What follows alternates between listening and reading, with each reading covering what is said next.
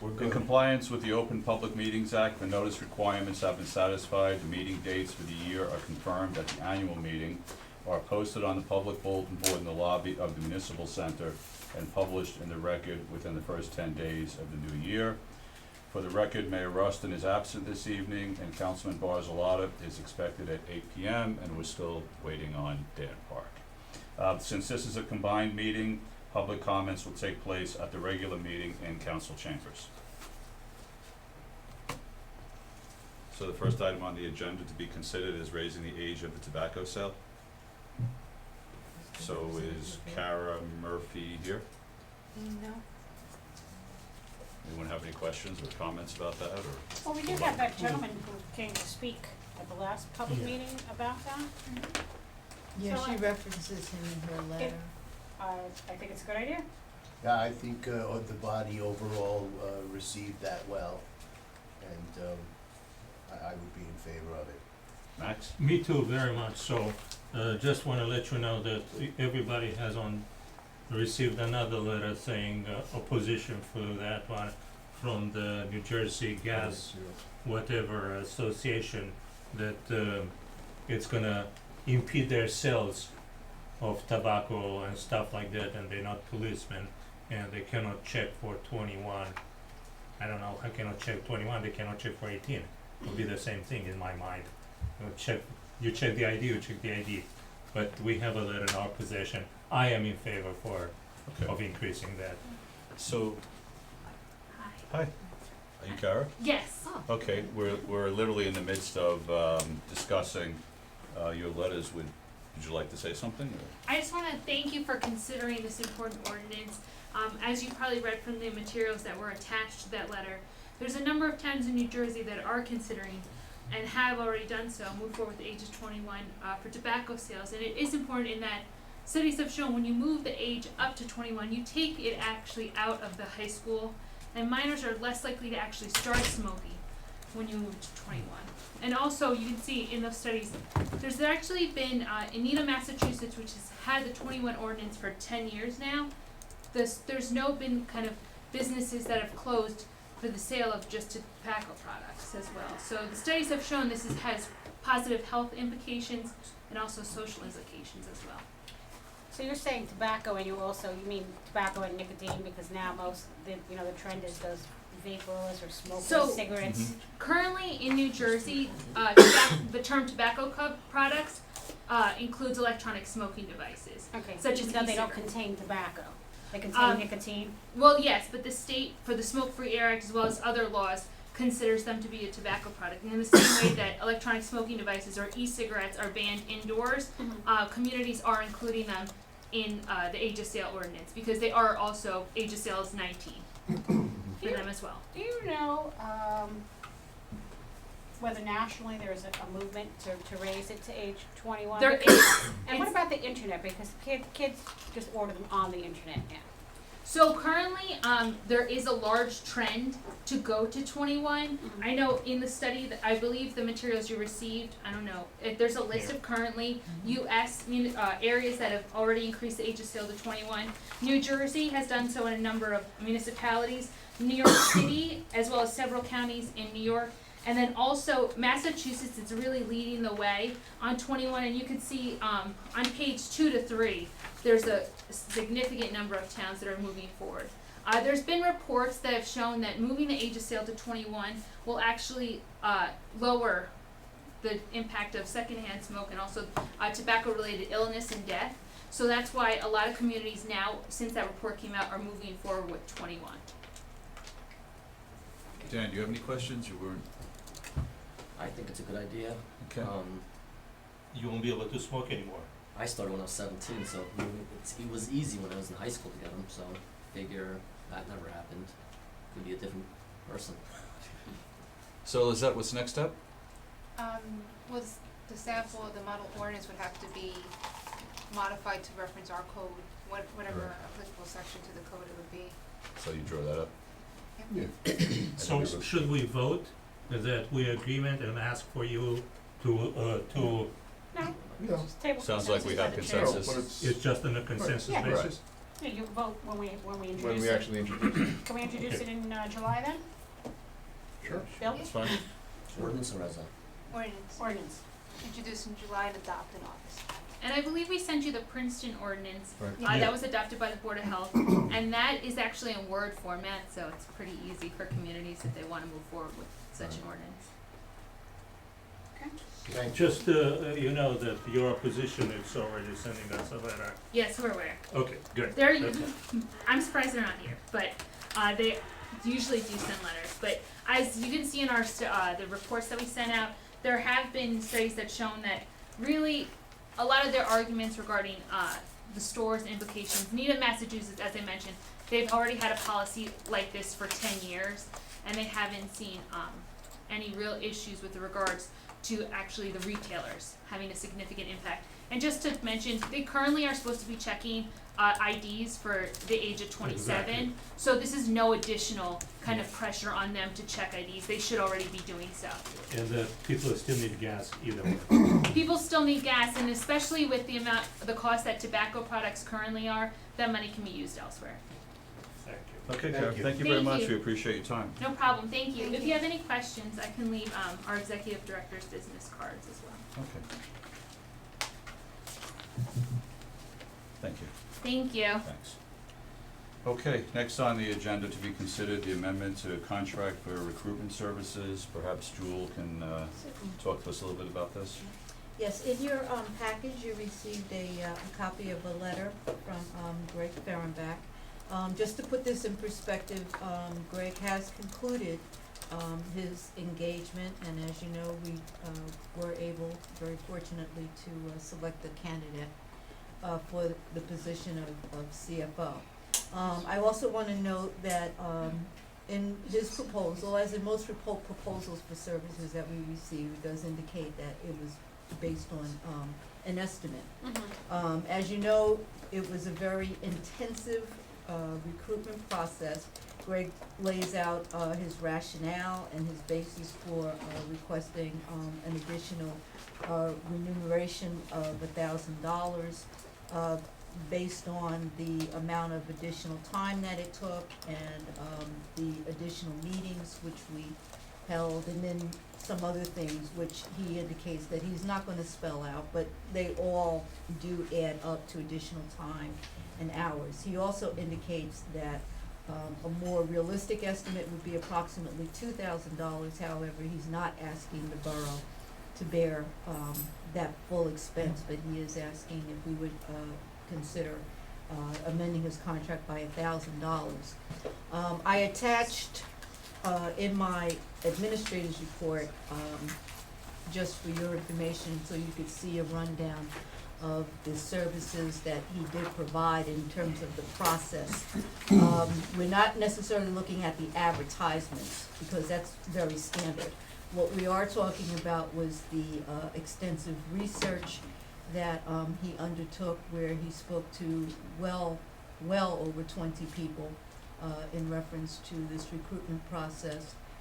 If people ask why was it so intensive, obviously it was because this was a position for which there are very few qualified candidates available, and there's a lot of competition, given that there are I think somewhere in the neighborhood of between 10, 20 municipalities at any given time also searching for CFO. The other thing that essentially added to the additional time and effort was the fact that it wasn't just a straight hire where you advertise, get resumes or applications, and then vet the candidates. As you will recall, not only did we advertise, but he also did the direct outreach, and we also asked him to consider 3 alternatives, because we realized how challenging it might be to find a full-time hire. So he also explored part-time options on behalf of the borough, shared services options. We also looked at the possibility of hiring a consulting or accounting firm. So basically, that is, in a nutshell, the basis of his request. I had also suggested that, I know Nadia and Paul also served on the search committee, so they had firsthand knowledge, and I would definitely, advise or encourage you to see if you have any comments. I do have comments, and I was thinking about it. You know, Greg had forewarned us how difficult this process would be. So he, you know, being the expert in this field and how there were not, you know, he knew there weren't going to be enough applicants and that this was going to be a tough job. I would have assumed that this would have been reflected in his price the first time. So I'm a little shocked to see this, and I understand we did require more of him of going back for more background checks, and we had him satisfy a number of additional questions that we had with regard to the candidates. So I could, you know, see, you know, one side says, okay, I could see the additional cost, being a professional, he should have known up front, and, you know, he knew up front what this entailed for us. He knew it was gonna be hard. Hard, He didn't know it was gonna be as So hard so as hard. it turned out to I be. mean, What I was like the Greg, He he was was very professional. upfront about What that. was the Extra initial? extra meetings. No, no, what was the initial total? 6,100. 6,100 plus this 1,000 he's asking for, okay. I think it's well worth it. Yeah. I think he did a great job. That's the most important thing, and you are right, he probably, but he basically made a fair offer, and he did a great job, he has to put He it. split the difference with us. Yeah, and split it, so I'm very much in favor of that. Paul? I go along with it. I think we could tell that he was straining in pushing the alternatives, especially when he was talking about the alternative about the accounting firm and what that would engage. So he made the process simpler for us than I thought, as far as kind of walking us through from the first step, which was the initial vetting meeting. And so I have to appreciate the service he provided. Dan, your thoughts? That's right. Same. Same thing? Sounds like we'll move forward with So that. how do we do this? It goes We onto the will- consent agenda, or? We will put a resolution on for the July 13th meeting, Okay. and I'll let him know. Is it 13 or 14? 13. 13th. It was 14, it was moved to 13. It was moved to one. We moved it. It was Tuesday the 14th, it was moved to Monday the 13th. Okay. I'm up next again? You're up next. Okay. Julie, you wanna walk us through the administrator's Sure. report, please? The report was in your package, and you can see if you have any additional questions or comments on any of the items. We brought you up to date briefly about the CFO appointment, which is on tonight's agenda. This was, the timing was in reference to Greg Fehrenbach's final report, where he confirmed that everything that had been outstanding as of our last conversation had come through and that everything was positive. Susan Corrado has returned her signed offer letter, and as we indicated, she is planning to be here this evening with her family. We already talked about government management advisors. We do have some updates for items that were previously requested. I submitted a list that was prepared in conjunction with Bob Culbert and Andy Hippolyte regarding proposed streets. We were asked to start planning for the streets program for 2016. There was some discussion as to whether or not we could do some additional this year, which I don't believe is feasible. I tried to explain why with respect to timing. So basically, this list, as I indicate, is based on an estimate of approximately $1.2 million. It has not been finalized with respect to analyzing the quantities, et cetera. However, based on Andy and Bob's experience. So what we're looking at, the top list is 10 candidates for milling and paving, which would include one candidate for the 2016 NJDOT grant. As you know, we've been getting approximately $150,000 a year. So that would be milling and paving, and this is a, Is that the length of Piermont to the Cresthill border? I believe it is, but I would have to get clarification. I'm pretty sure it is though, Yeah. because typically we would do the The whole thing. There's no stopping there. Oh, And we then- didn't do that, for example, on Magnolia, we just did 3 blocks and we left 2 untouched. Well, in the case of Magnolia, that wasn't done with DOT, Oh, okay. with DOT funds. Alright. With microsurfacing, as you can see, we're looking at a major ramp up in that area as well, proposed roughly 14 streets. And, if you, Jewel, I have a question on the Sure. microservicing. mhm. Have any issues arisen with any of the streets that we've done microservicing on? No, Nothing? in Jef- fact, Jefferson's micropaved and pretty good. yeah, Yeah, Good. in One fact, off yeah. Knickerbocker behind McKay. Is the name of the street. That was In Magnolia, so it's pretty fairly good. rough, but I haven't been there in a while. Mhm. But I think it's probably level Right. back down. We still, Tenafly was pretty much viewed as the laboratory in this Mhm. area. And I still, hear from, officials, elected officials and DPW, officials who still come into town and ride Jefferson. They were very happy, I guess, with the condition. A lot of, towns were waiting to see how it got through Before the they winter. committed. And it survived with flying colors. So, as you know, even through the Riverside or cooperative, they're talking about doing additional microsurfacing. So that's essentially where we are. We would, if we want to, basically move ahead on getting specific estimates, that would, we would first ask Mesa to give us a proposal but we for would that work. we don't normally start it until Around October. around So October, we and have based time. upon what Mhm. happens between now and then, some things could change. Correct. So the good part of this one is that now we know how much money we have to put aside next year. And what we Right. could get with it. Exactly, Right. that's the important part And we we want. wouldn't have to maintain this super level Yeah, every year. Yeah, I see you saying that after that, we can go back to our regular yeah, we're about budgeting for 300 to 400,000. microservicing. Correct, because by that point, we will really have, Caught up. we would have caught up, we would have kind of institutionalized microsurfacing. And microsurfacing is a major tool for maintenance, Right. so that we don't get into this situation in the future, okay? I think And, that's exactly what we needed. Dan? Well, I'm looking at the 2016 microsurfacing Mhm. lists. They all look like smaller streets. Jefferson's pretty popular, traffic-wise. Is there any Fire truck. plan? Yeah, any plans to go to bigger streets, more traffic streets? Possibly in the future, but in terms of what I guess the approach that we have right now for this coming year, which is just to do a lot, Gotcha. And gotcha. catch up. Right, right, okay. Well, the microsurfacing is for, what, 7 or 8 years it's good for, what was Yes. that, right?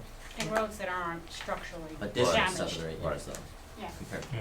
What'd you So say, it makes Dan? What? Additional 7 or 8. Right. So road 10 turns into 17, 18. And then, finally, under reports, you have the, attachment for our, May revenue report. And as you can see, we're doing very well, as always, so. Unless you have any questions or comments that you'd like to take I need to understand that because that one, basically, we collecting $2.9 to $1 million. What's that one? I need to understand that. Where are In you? total funds available, which show 56.3%. I just wanted to understand that. You're looking at the revenue report, Yes, I'm looking and at at a the, particular line, yes, specifically, total funds available. exactly. That's the total percentage of what has been estimated revenues for the So current year. in 5 months, we are looking at about 60% of the revenue. Correct. Okay, which basically shows we are way ahead of plan. Okay, Right. that's what I wanted to understand specifically, not to assume. We're in good shape. We're 6% My report. ahead. Okay, Yeah. thank you, Joel. Just Halfway wanted, through the year. Okay, next on the list, we have correspondence. Some things paid, Right, taxes. first time, communities have their payments. So how do we address the 2 letters regarding the first responders commendations? Have we, I think that would be do we so refer nice. those to the police department and so forth? Joel? Typically, we do provide them with copies.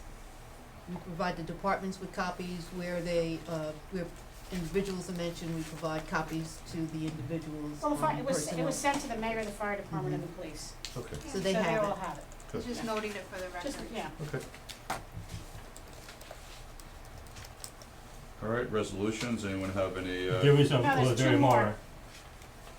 There is one from National Trust, Oh, yeah. Historic Two more Preservation. letters. Basically, it's another letter that is in support of maintaining the building that is, The Old Valley Hotel. yeah. The, Does anyone have any comments or questions on this? I think that we should personally, I'm very much into history, trees and stuff like that.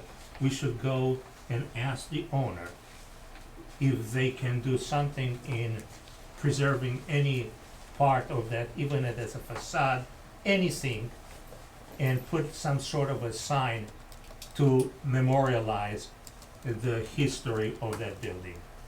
Something just, you know, we know that they're gonna tear it down because they need to build it, but something can be done, maybe keep a small facade and saying this, or and put a sign, or something to show the importance for the town and for the people over there. So, the owners and the contract purchaser have stated that they're looking to put plaques and or signs there. So perhaps maybe from the council, we send them a letter urging them that they do that. Yeah.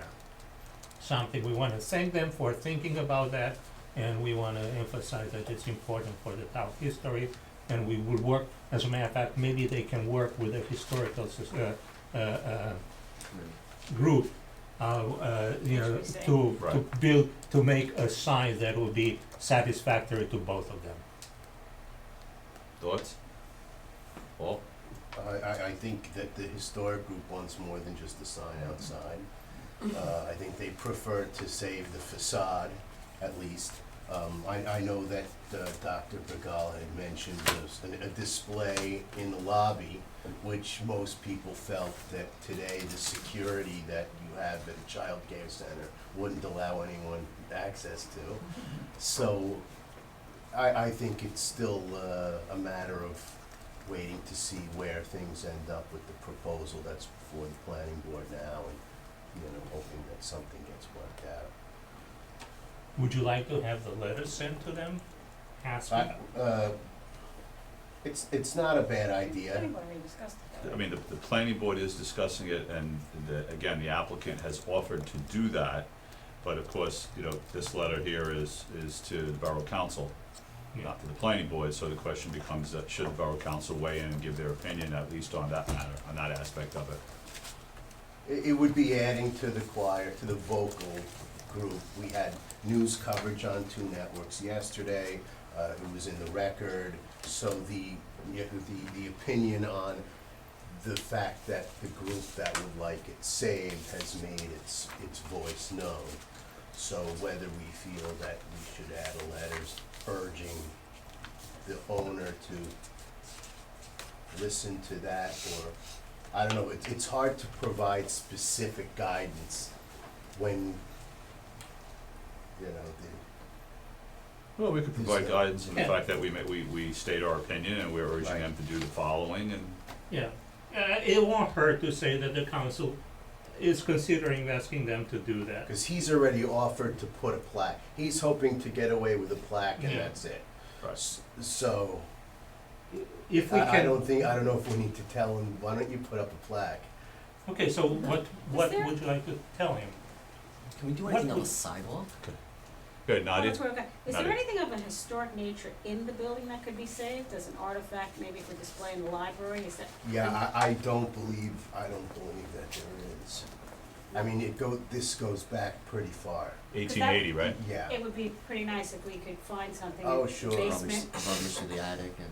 Or the ballot box I mean, or it something wouldn't hurt like to that. ask It's if- probably been on So- Antiques If Roadshow the or owner could something. find, you know, if there's anything that he deems of historic value. So there's 2 questions, the plaque, and is there anything in the building of historic value? There's 2 Or topics for a maybe he letter. would allow, you know, some members of the HPC to go in, and maybe they could identify something that might have some historic value that might be overlooked by the common person.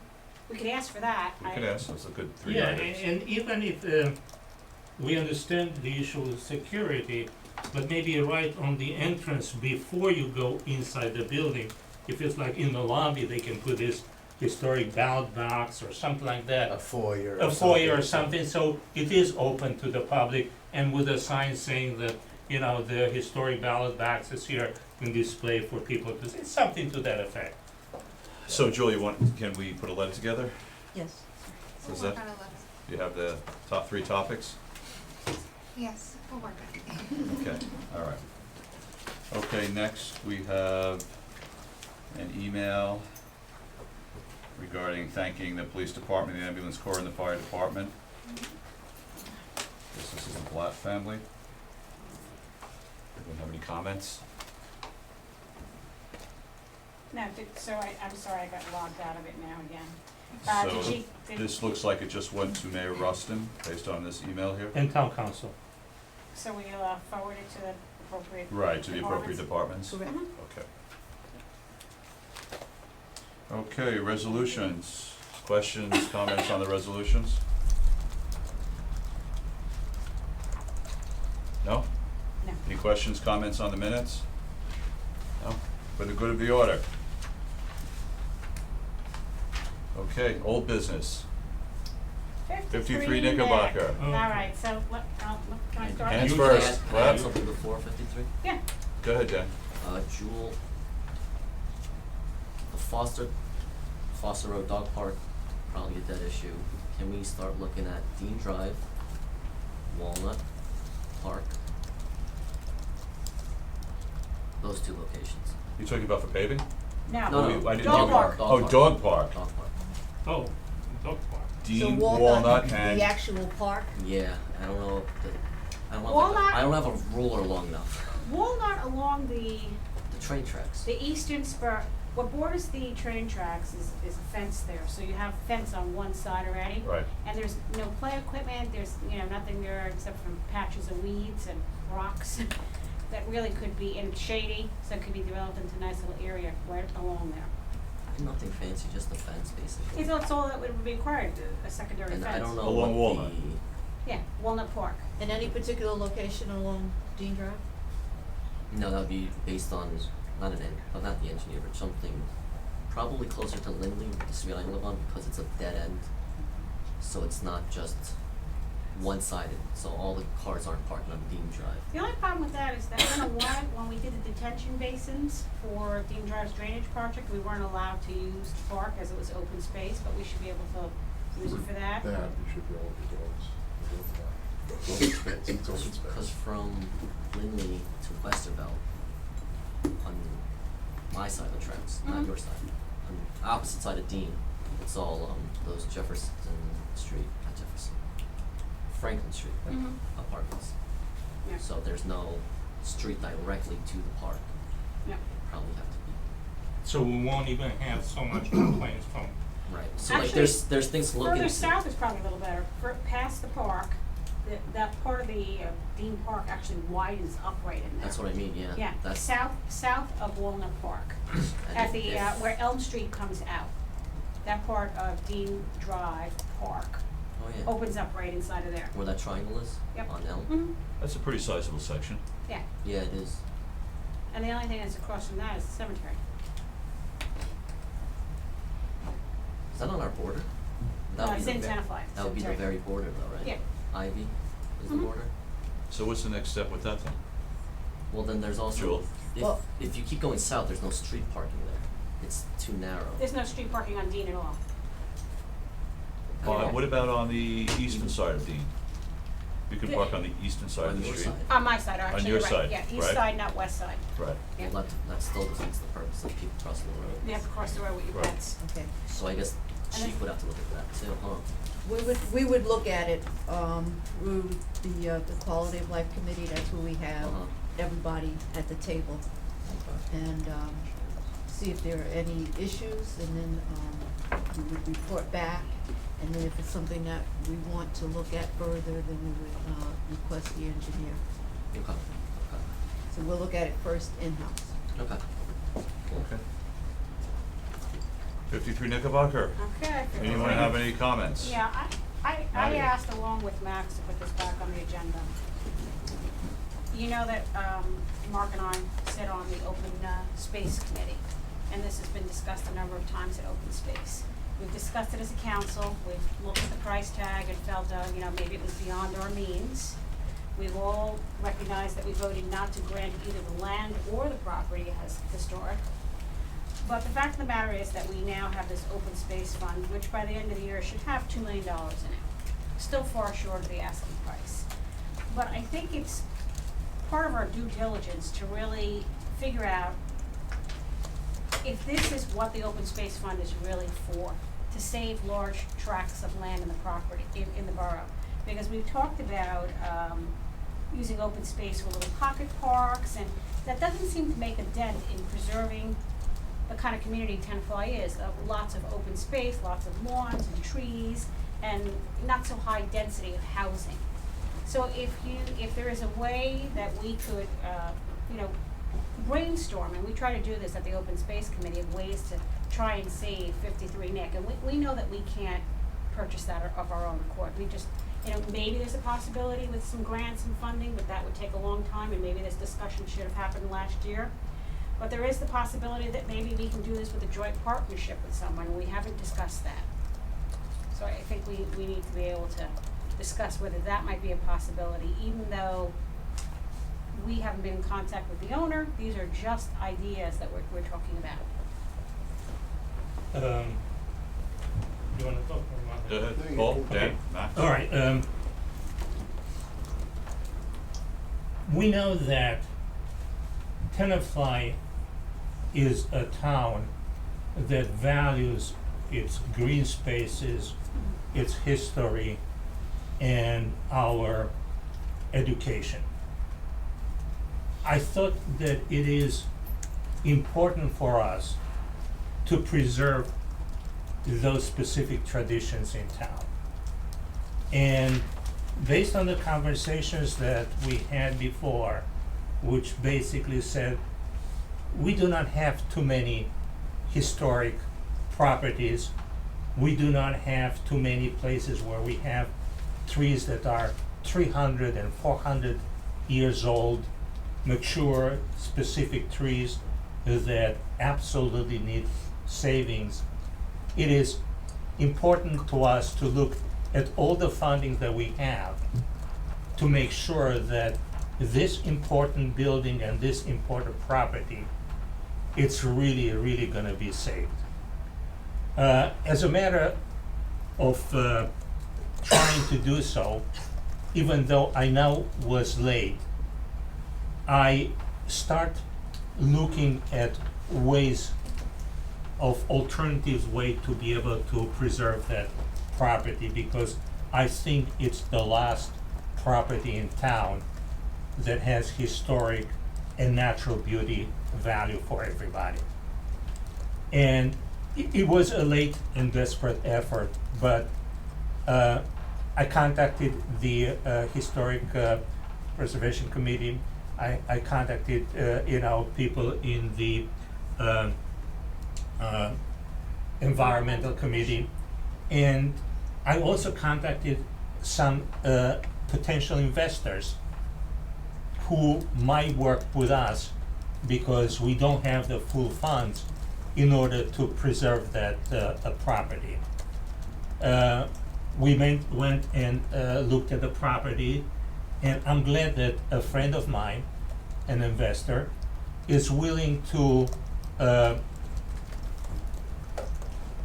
join the town and take a share of the property, allowing the town to come up with a much lower amount of money and be able to preserve this property.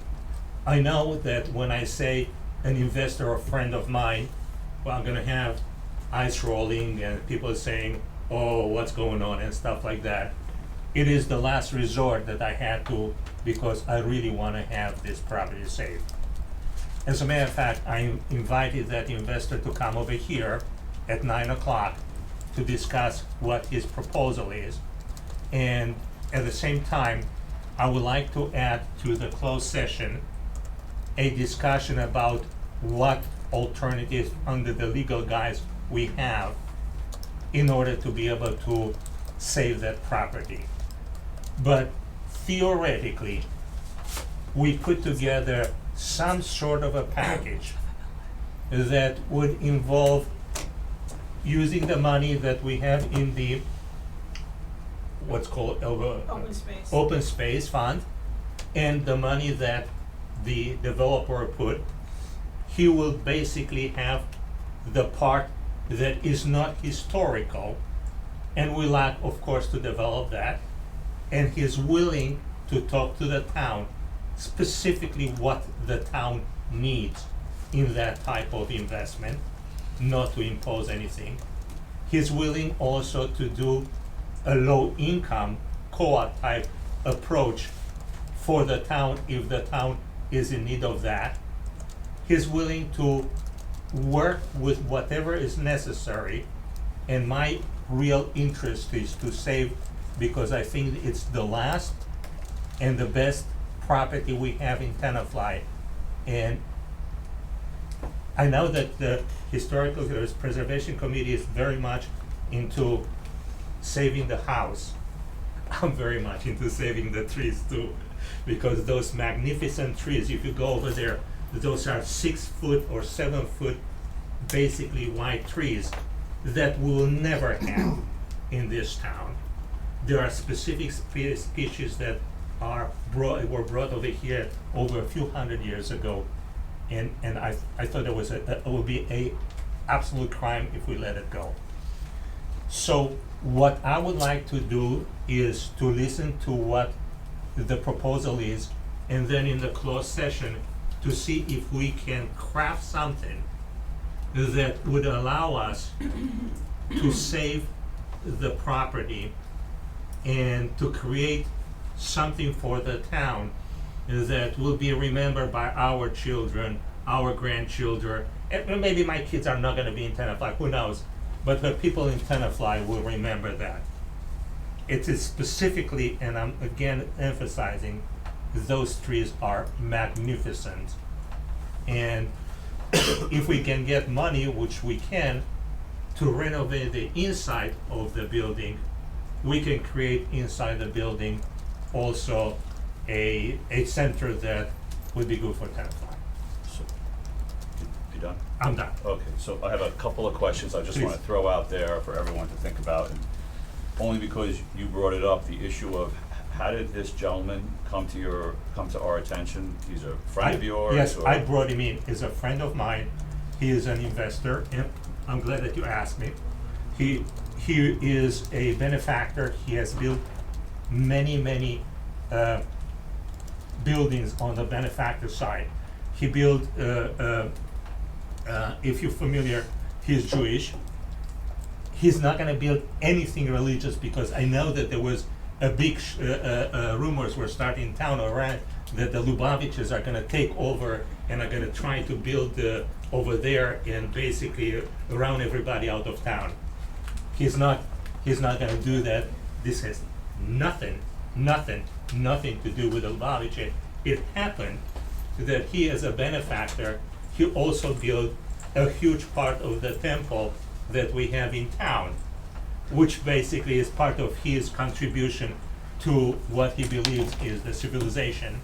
He built in other countries, if you are familiar, for example, in Israel, there is the road along the seawall, and he built it all because he was originally from there, and he is part of the Holocaust family, and he came over there when there was nothing, so he donated the money for that. But coming back again, yes, I personally brought him in. He is a friend of mine. I know that this is makes it a question about my capability of being objective, but that's the story, and I want to make sure everybody understands has nothing to do with the Lubavitch, and the actual building that's going to be built, it's nothing, has nothing religious or anything in it over there that it proposes. So again, I'm just gonna throw it out there because Yeah. you brought it up. Yeah. So are you going to be able to participate in this discussion because of your relationship with him? I would ask our lawyer to tell me how much I can get involved and how much I cannot get involved. I think we should do that in the closed session because we don't take any vote. And so yes, I will basically abide by the rules that our council is gonna define. Well, let me just say something first, Okay. because we're talking about doing something in closed session that, closed session really should just be for discussing, you know, the finances of a potential offer. But you said something like the building that's gonna be built, so there must be some. He's must already have- he's gonna come in at 9 o'clock to show us what he intends to build. Well, that should be done in open session. Yeah, at 9, You know, absolutely. you should make a presentation, because That's then right. at that point, if there's some decision that, hey, you know what, we think that this is something that we should, you know, move forward on, Yeah. and it's worth talking about numbers, I mean, I have some comments on, you know, money-wise, but, if we get to that point, then we go to closed session. Yeah, and talk about exactly. At it. 9 o'clock, he's gonna present to open session, everybody what he proposes to do he always wants to do it in a combination with a town. If the town is not interested, he's not gonna do anything, period. I mean, at this point, you're not voting on anything anyway. No, exactly. So, you know, this is just a, you know, Yeah. And beginning conversation. absolutely, and I will abide by any rules that you set up as far as voting or anything like that. Okay, so we'll see how that goes. My next comment is, this is likely going to take, assuming there was any sort of agreement to move it forward, is probably a 6, 9, 12-month process, first off. Second off, it's my understanding that there's no legal way to stop, you know, the planning board's hearings and the activity they have moving forward. So whatever would happen would likely have to happen in conjunction with the owners and working with the owners of the Yes. project. And the third thing is, keep in mind, is I attend a lot of the COA meetings, and as soon as if we were to decide to use COA money to purchase this property, there's possibilities of COA reassessing how much public land is now available for development, and could change that whole dynamic. So that's why when I suggest this could be a 6 to 12-month process to go down this sort of road, all those details have to be We thought can through. work out the legal, and we all understand that we are all coming late. It's a long process, and it was a effort of the entire town to save the property in the last 30 days. We had a lot of, people that are here probably are here for the same reason. It's our historic past that we're trying to save. So it is a desperate attempt, and we know that we are running against the time in the existing application that is before the planning board. But I think like a good student, you give him a good student try, yeah, and see whatever works. If it works, College try. exactly, that's right. And we can discuss the strategy in the closed session because it's a legal strategy. And here we can discuss what kind of opportunity we have. Then we can look at finance and legal strategy and everything else in the closed So session. is this gentleman here now to talk? 9 o'clock, he's having now his dialysis done. At 8:30, we're gonna meet our CFO, so I asked him to come at 9 o'clock. Okay, so who else then has other thoughts on 53 Knickerbocker or? Well, I was gonna say, Comments on this? because Mark had mentioned COA funds, you didn't say anything about using COA funds. I- But, then it had to be part of our spending plan. They're Uh, be approved by the state. Had to be approved, and that's all Yes. in litigation now, as we know. Hey, Have that listen. plan approved, so that's gonna be like a year. Yeah, we know one thing. We have spent COA money for another property over here that is building now 10 units for, Special needs. Special That was needs. approved by the state. yeah. So absolutely has to go through the same process. Yeah. We will not shortchange any of the processes whatsoever. And again, we will abide by the rules that you're gonna set. And we have, what, 2 million in open space By the funds? end of the year, it'll be, But it's not 2 two. million. by the end of the year. Then we won't get any more though, unless. Yes, we do Unless we get 2 more years. reauthor, right, we put that back. No, We we have 2 have, years. we have next year, and then, 17. and next November, we have to go out for a vote for 2017. November of 2017. Sure, we have one more No, year left? November We have one more year 2016 left? for 1 year. November 2017 to start again. 1 year. Oh, we have 2 at the end of this year, and then we have one more year of collections, One what are more we year getting of about a collections. year? 2 more. 2 more years 2 we more have. of collecting. We have 2 more years of collection. This year and next year. But you said by the end of this year. Yeah, though. June, yeah. why don't you, We may have X number of years or months for collecting, but the process, the referendum process has to start before. Yeah. So just to sidetrack for a second, the referendum has to be in November of 2016? yes. Okay. But we have funds coming in Right. 16 and 17. And 17, understood. So Right. we have 2 years of No, we collection. don't have any funds coming in No, I don't 17. think so. It's That's- 16.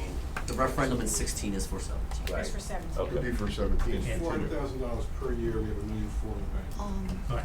So, Go ahead. Okay. so I'm just trying to figure out how Yeah. much money we'd have though. We will discuss the financing if you want. I don't, if you wanna It's do just it. shy of 400,000 a year that we're getting in there. This was- 380. Great. Yeah. And I think that we have to give it a college try, student try, as I said before. Well, let's see where we go with the presentation. Yeah, and then. Comments from anyone? Comments? Tony? Yeah.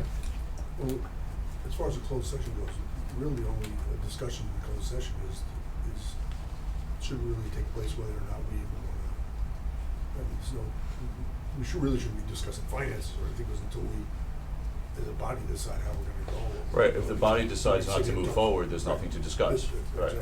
And then we can have the conversation if the body decides to move forward with Bill about what's appropriate for closed session or not.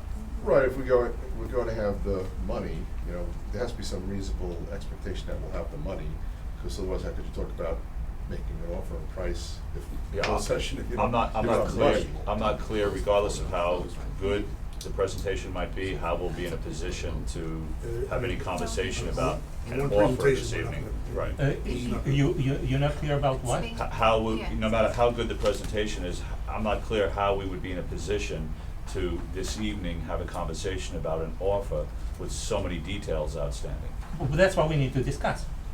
We Right, need so to we'll discuss discuss. it at the presentation. gonna- That's Yeah, fine. they discuss it at present, and we need to discuss, because the financing is gonna be, which Bill said has to be going to the closer, we'll need to discuss that in the closed But session. just, no, not the financing of how we're gonna pay for it, but of how much we're gonna offer the. Yeah, exactly, Right. exactly. How we gonna, what we gonna offer, what, and how we Alright, gonna so- go about this. How we raise the money is in open session. Yeah. That's right. So let's have our presentation later, and then we'll rediscuss this again, Yeah. rather than go around the circle. You want to advise the council about the lapse closed session discussion? Oh, we talked about Well, we may not that? be done, before we do that one, before we go on to LATs, does Well, we're anyone not else? gonna talk about that in open anyway, No, but- we're not talking Are about it. we talking We have about, to add to the agenda. adding to the agenda? Closed session, but that's after we finish this. Yeah, we're not done with 53 Knickerbocker yet. Right. Yeah. So the next question is, who else has other ideas and brainstorming for 53 Knickerbocker? Any thoughts? Go ahead. The only thing I can say now is, obviously, it's a late effort, but if there can be some kind of combination with public and private funding, then it's obviously it's worth consideration because the seller should listen. They don't have a concrete offer, in front of them as far as I know, so we'll see what I've heard presentation. What's Dan, that? go ahead. When is the planning, The next planning board, the approval for the the subdivision? July 22nd off the top of my head, I believe the date is. So the second it gets voted on, it can be sold technically. Or Excuse me? it can be sold now, but once the planning board approves the subdivision,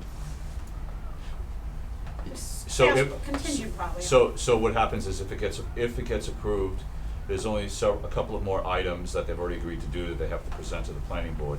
If it is approved on the 22nd, then it gets memorialized which happens sometime in August, and then it's theirs to do with as they choose. There is something So else. can I finish first? Yeah. Go ahead, Paul. The only thing I was gonna say is, that coming from a finance background, like Mark said, to line up, I guess to line up your ducks financially, it takes more than a back of the envelope calculation.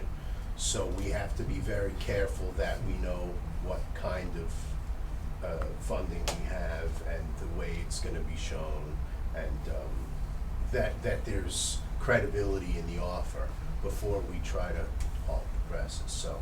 Great. We have this letter from the mayor and to the mayor and council by the Tenafly Environmental Commission. And basically they are requesting that a inventory of trees to be done before any decision is taken by the planning board. I think that it's very important that to be done, and for the planning board to request that the owner does that as a condition of any approval. I was at the planning board, John Worms has asked, the lawyer basically said absolutely not. But if you make it a request of the planning board, not a single person as part of the approval process, it's gonna be completely different. And I think that as a council, we have to take into consideration the specific boards that we have implemented specifically to take care of functions of the town that need to be preserved, like the historical committee, the environmental committee. Otherwise, we are completely denigrating and completely ignoring all their activities, and makes them completely useless if they write us a letter and we decided to ignore it rather than take it very seriously. Okay, so since I happened to sit on the planning board, of course, and Max and I were both at that meeting, and planning board member Worms did request that the owners do this, and the challenge with it is, as painful as this whole process is on 53 Knickerbocker for all of us, the applicant isn't required by any of our ordinances or codes to put this list together as a prerequisite to getting approval for a subdivision. But he can't cut down any trees without doing a application for a tree cutting permit. No, if it's part of a Site planning plan. board, So why land does- development, Why it's does our exempt. ordinance exempt any resolutions by the planning board? I thought it encompassed everything No, in this it community. exempts any approvals by like the planning board. But or so does the something. planning board have statutory authority to require this? I don't think they So can require it let's- as a condition of a subdivision. Let's say That's what- I our don't tree really know the ordinance answer. I don't think so, our no. tree ordinance protects most of all the largest trees, the Right. mature trees or historic trees, whatever the designation is. Right, landmark. So let's say landmark trees. So let's say this property has 2 or 3 landmark trees. Or 6. It has nothing to do, so our ordinance is completely ignored, and some of the oldest trees in the community can just be knocked down? It's exempted by our ordinance. Well, can then we put on the next agenda that we discuss the tree ordinance again? Sure. Because Of course. it's Absolutely. I can't believe this was never brought to our attention Yeah. before. So It it's a- actually did come up a couple times. It's a It came two-step. up That's to- why I know the answer to it. Some people appealed it, appealed. No, some people raised some complaints about tree removal, and the removals were pursuant to a development plan that was approved by the Right. planning board. So, Bill, It's like what a we would couple like to years do, is, the tree ordinance is requiring that. This exception was, in our mind, some sort of a erroneous application of the tree ordinance. We wanna discuss it in the next meeting to maybe change it, but meantime, we wanna communicate to the planning board that according to the ordinance, even though they have an exception, we would like to have that specifically done. So, Wait, what but do you mean there? What do you mean? Do you gonna We say- wanna basically have the list of the significant trees prepared for that application. We can't tell them that. We don't have the authority. how can we to tell just them. arbitrarily change the rules? Can't do it.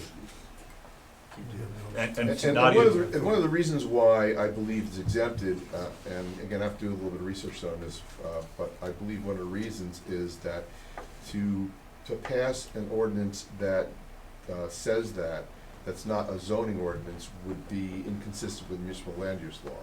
In other words, we'd have a separate ordinance that was impacting the planning board's authority on the municipal land use law. That's not part of the zoning. Now, what we can basically say that all three ordinances or other ordinances have to be implemented when a planning board is basically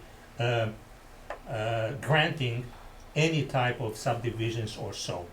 Basically, all the you have to, You'd have to make that a zoning law, A zoning law, not, Yeah. not a regular, not a administrative separate regulation. section of the law. yeah.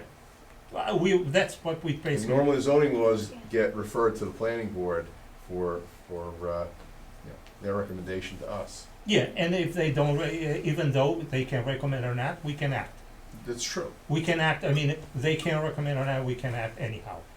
So let me ask you this question, the appeals that we had, that people came here with tree appeals, that they didn't like the amount of trees they had to replace, were those not prior approvals by the planning board? Weren't those pieces of property granted variances or building from the planning board? I don't think so. They were just regular pieces of property being developed? I think so. That didn't require any approvals? I remember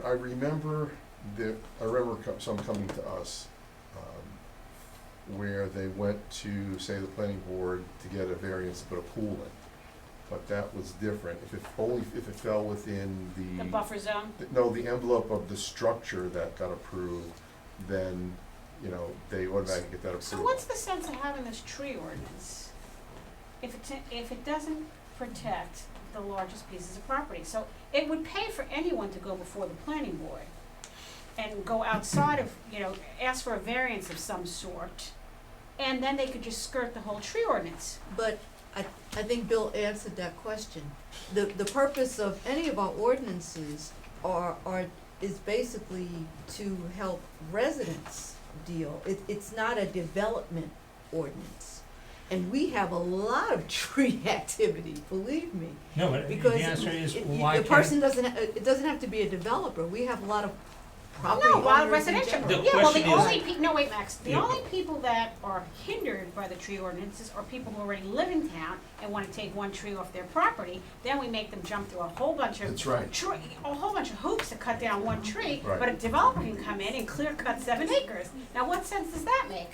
How do we preserve a landmark tree in this community then? That's true. really disheartening. Thank you. Really. That's exactly what. So just for a matter of clarification on the process, so it's a two-step process with the trees. In other words, the planning board will grant them site plan approval, and they're only taking down the trees that are a function of putting their road in and Yeah. preparing the site. Right. When they go for a building permit for each lot, they then have to get approval and review for the trees for each lot that are taken down. Right. So a certain Okay. lot could be Okay. developed and a certain lot couldn't be developed based on the trees?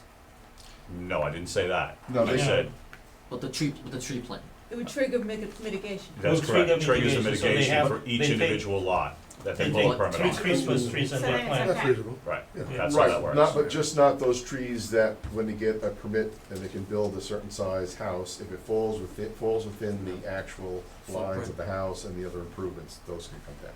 They don't need to get. Which is gonna be all of them. So they don't need to do mitigation for Which a is gonna be all landmark of tree them. if it falls inside the envelope of the building. Yeah, Right.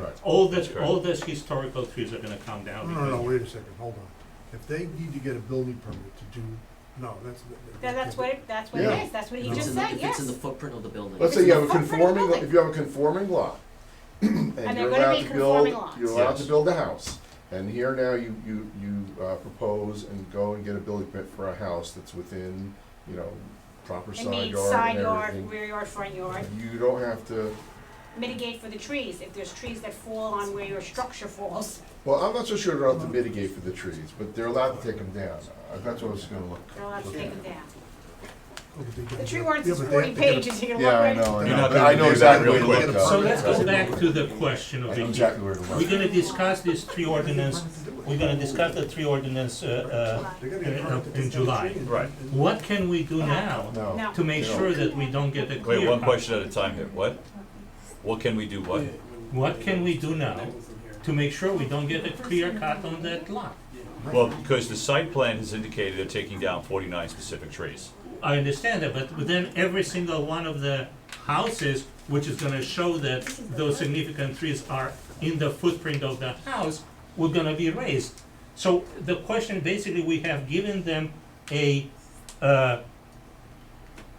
clean field to basically raise all the trees. And that doesn't sound logic. Well, that's really not what we just said, because when they go for a permit for each lot, they have to mitigate for the trees No, on if that lot. if there is within the footprint of the house, they can just take it down. No, they gotta get. But they still present the plan, I think, and they Yeah. still have to mitigate, Yeah, but they're so allowed they're to gonna take, take but a they're allowed to six- take the Yeah, trees down. so they're gonna Yes. take a 6-foot tree that is basically like this, and they're gonna put 3 Christmas trees instead of one. Well, whatever. That's whatever they can basically the mitigate. idea. We Bruce, gave them, Bruce. Bruce, That's correct, yeah. that's Why correct, can't we Matt. say Christmas Right, tree? That's right. right. yeah, and then we basically Going said, from him a Christmas tree. Has to be That's I said deciduous. Bruce, Bruce. it's the same thing. It doesn't matter. That's the idea, is that they're gonna destroy all those trees, and we say yes.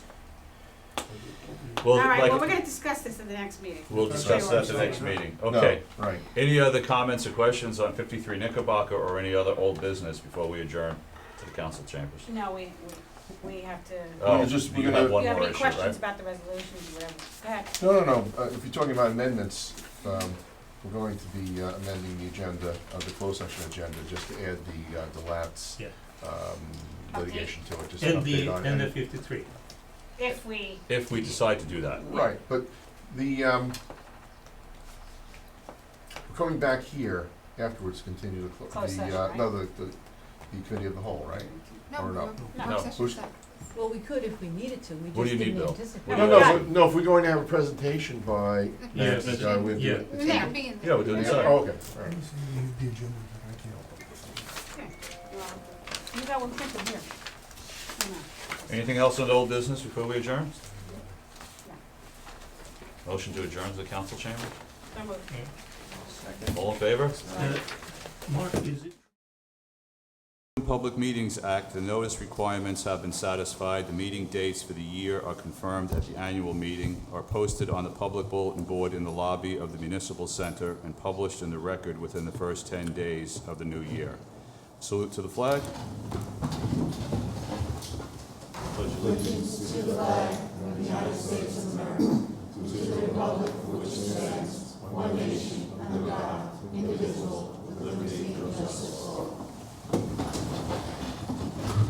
That's it. Roll call, please. Councilmember Barzalato? Here. Councilmember Bash? Here. Councilmember Lamastra? Here. Councilmember Park? Here. Councilmember Stefanowicz? Here. Councilmember Zina? Here. Could we have a motion for the minutes to be approved for June 9th, June 16th, and June 16th, the closed session? So moved. Second. Roll call. No, just, No. all in favor, say aye. All in favor, aye. Aye. Aye. Okay. Revisions of agenda. Any revisions? Well, we're adding one closed session matter at this time, that's going to be involving the LATS litigation. An update. Thank you. Public comment time. If anyone would like to come up and speak, please. Just state your name at the, and address at the microphone. Good evening. My name is Martin Gilbert. I live at 12 Leonard Avenue, and I'm a member of the Tenafly Garden Club. And I wanted to bring to your attention the deplorable state that the Davis Johnson Park is in. There are parts of the park that are very overgrown. A few years ago, Mrs. Manos, who was the widow of one of the mayors of the town, had donated 2 beautiful, I believe they're copper lions on pedestals. It's all weed infested around there. There are dead trees around there. It's just totally neglected. There are other parts of the park where there are dead trees or trees that are dying, that are covered with vines. We also, the garden club has planted the last 2 years in the park over $1,000 worth of spring bulbs. The maintenance people don't seem to know that spring bulbs need to have their foliage mature so that they make stores for the next year. They were all cut down, covered over with mulch. And then we have an area that we wanted to make a monarch butterfly garden in. And I was told when I spoke to the DPW man about it, he spoke to, I guess, the parts parks man about it, and the guy said, well, these are very invasive, and we have butterfly bushes. Well, butterfly bushes do not provide any food for monarch butterflies, and we got no approval for it. And that area is planted with cannas now by a resident, I guess, of Tenafly, who is not part of the garden club. And I was told that he's a friend of the town. But, you know, we're all friends of the town. That's why we're here. But if any, you know, non-affiliated citizen can come in and take a piece of the ground there and plant what they want, that's sort of setting a terrible precedent. So that's basically what I wanted to say. Okay, thank you, Mr. Gilbert.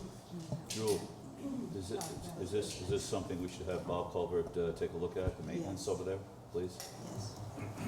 I just want to note, though, that the person who's doing the planting, as you know, we have several landscape companies, so it's not just a Sure. random citizen. Sure, but Bob is the one responsible for coordinating that? Okay. Do we get our master gardener? That, you know, occasionally we get somebody training and they need so many hours. Have we been able to get a master gardener anymore? Bob did make a very concerted effort, and he did contact a couple of schools that had horticultural programs. And unfortunately, they came up with a variety of excuses for why they really couldn't provide anyone at this time. So we weren't able to get anybody on a volunteer basis. So we'll get an answer from Bob? Yes. Thank you. Hi. Good evening. My name is Rita Byrne, 43 Berkeley Drive. I'm a 50-year resident of Tenafly. I've seen many, many changes. The area that Dr. Gilbert was referring to, where there are 2 copper lions, they were dedicated to the memory, and there are plaques on the lions dedicated to the late Mayor John Manos. Now, John was responsible for spearheading the campaign to preserve all of the green acres that we have up on the East Hill. And in that area now that is dedicated to him, there's a little paver path. We would like to have that area cleaned. There's a tree growing over one of the lions. We would like to have that pruned back, and we would like to do some sort of planting around the area where the 2 lions are. And second topic, I find it very interesting at your work session that you discussed trees, because I had a situation in my home on Saturday night. One of the trees that was planted by the borough fell down. And the Parks Department was wonderful. They came and they took the tree down, chopped it up. But I have 2 other trees that were planted by the borough of Tenafly on borough property. They're humongous. They're up about 30 years. One of the roots is growing into my driveway, a paver driveway, and it's going to cut up my curb.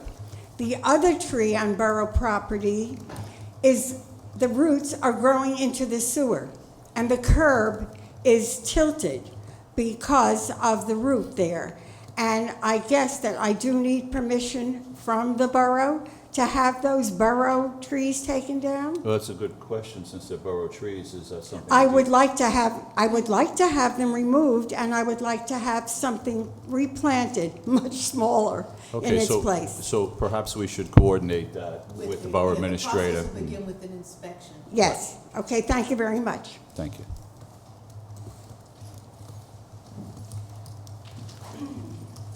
Just so you know, just as a side note, I met with Bob last week because I had a concern about the condition of some of our trees in the center of town.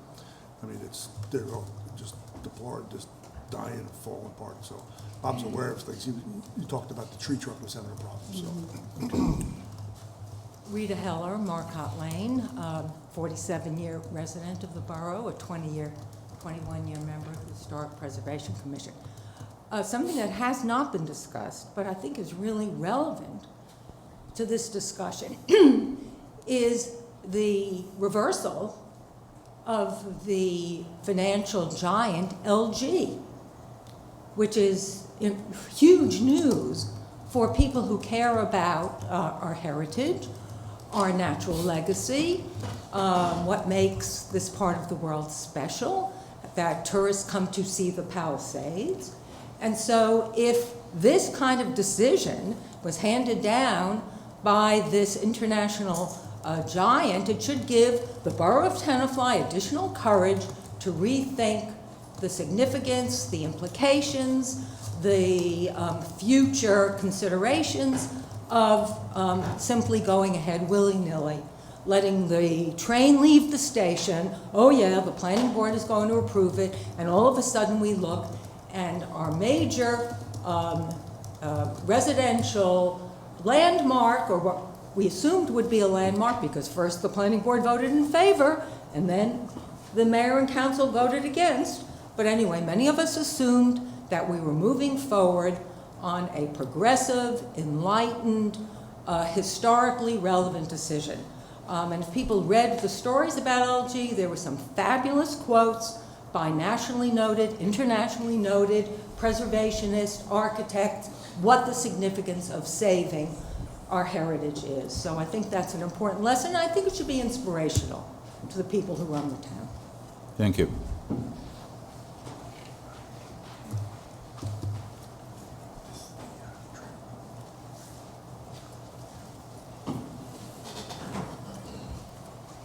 This work? Yep. Yes. Jeffrey Miller, Leroy Street in Tenafly. I'm a resident since 1988, so I feel like a rookie compared to some of the lifers that are here today.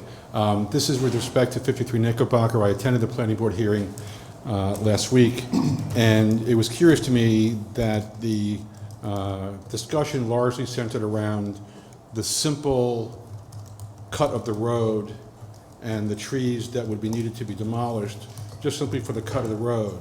And that would be the 49 trees, which by coincidence is one tree less than the trigger for the prices, for the fees to be increased from $500 to $1,500.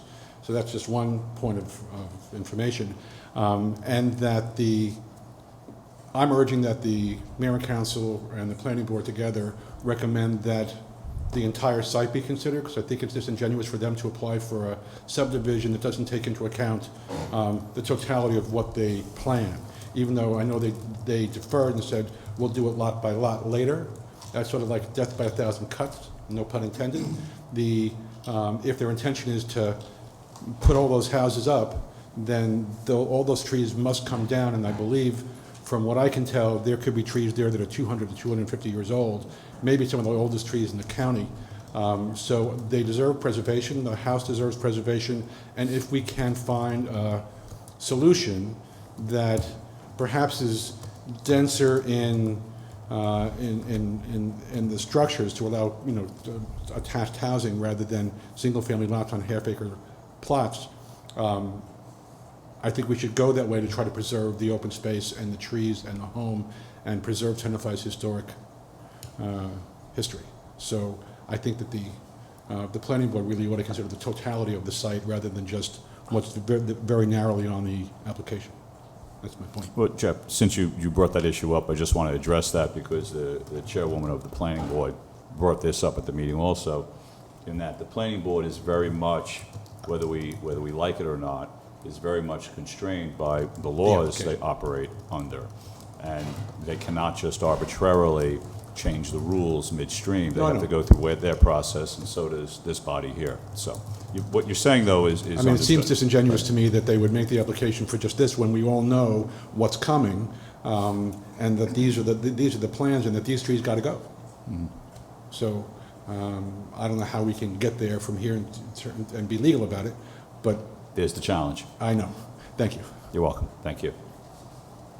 Any other public comments?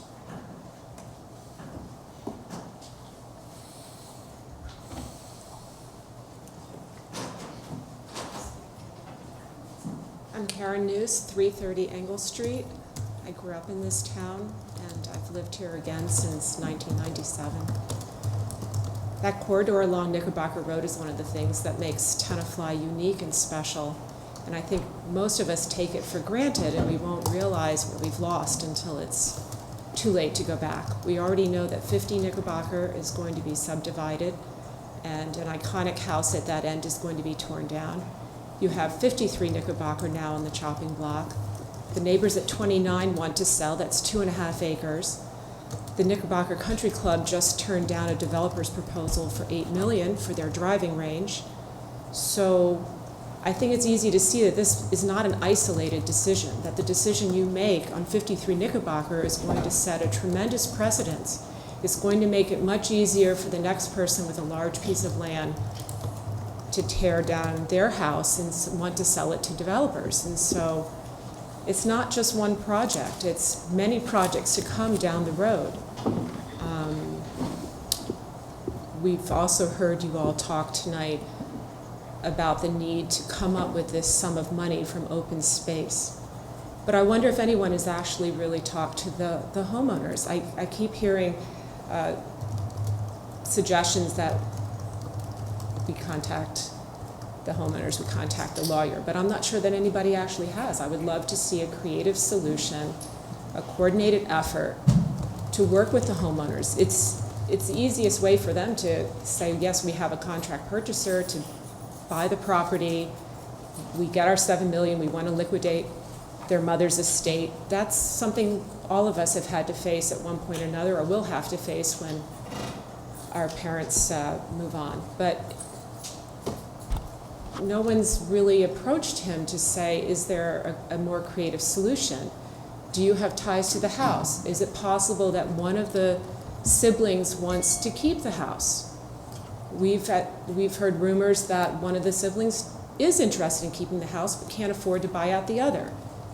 The town wouldn't have to come up with the $3 million then. So I think a discussion needs to be initiated with the homeowners and to find out what they're willing to do. Their bottom line is they need to get out of the house.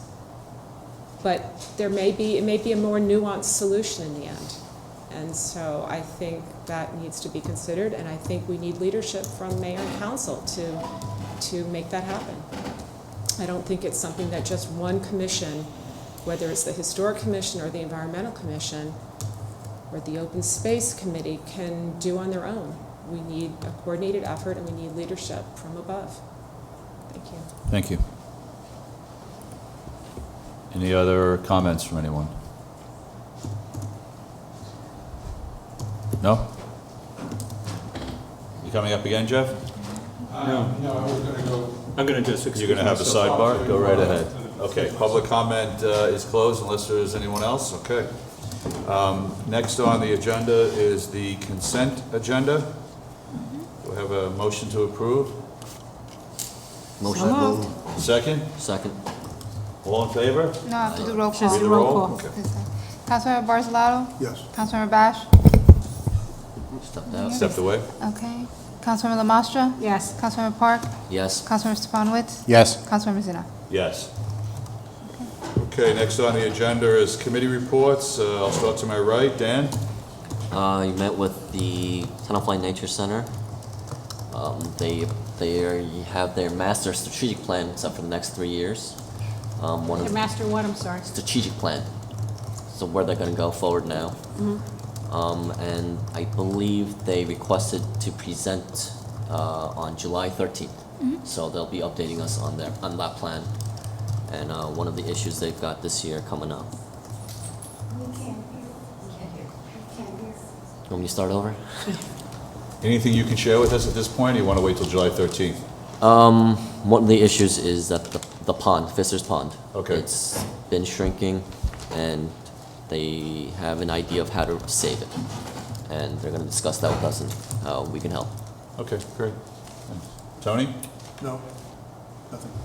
Okay, I don't have anything to report, so. Nothing. The only thing, a couple of members of the Historic Preservation Commission went with Bob Culvert and did an inspection of the railroad station, and they're going to be putting together some kind of a report of a recommendation. Are there any issues going on there that we should They know were about? looking just for overall general health and well-being to be able to contribute to the report that Jewel makes. But no So- crisis or? Correct. Good.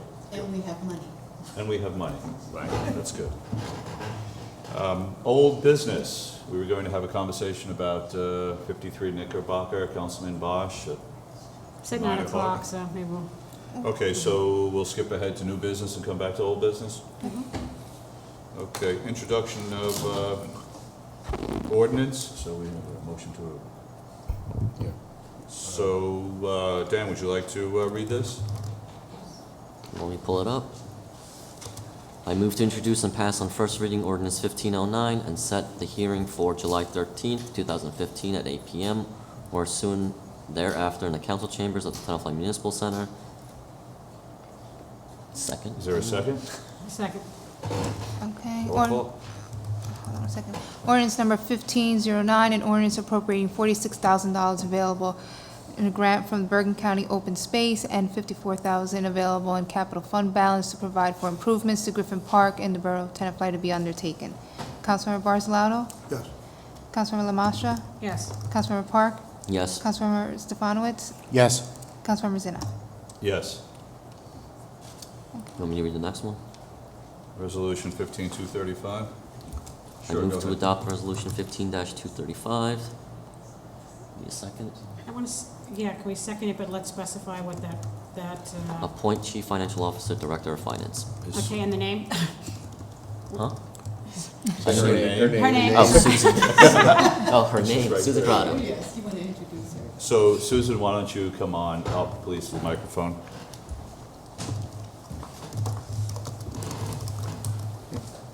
So, Susan Corrado is our new Chief Financial Officer. So we want to welcome you here and hope you have a long and prosperous and successful career.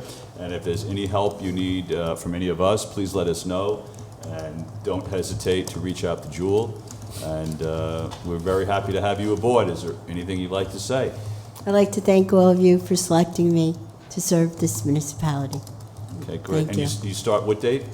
July 13th. Okay, wonderful. And Gene's got a 3-week overlap to Yes. help out with the, make sure you get his cell number so you're ready to rock and roll. Okay, great. All right, thanks. Welcome aboard. Thank you. Thank you. Thank you. Congratulations. Oh, we have to vote now on that to make it official. Okay.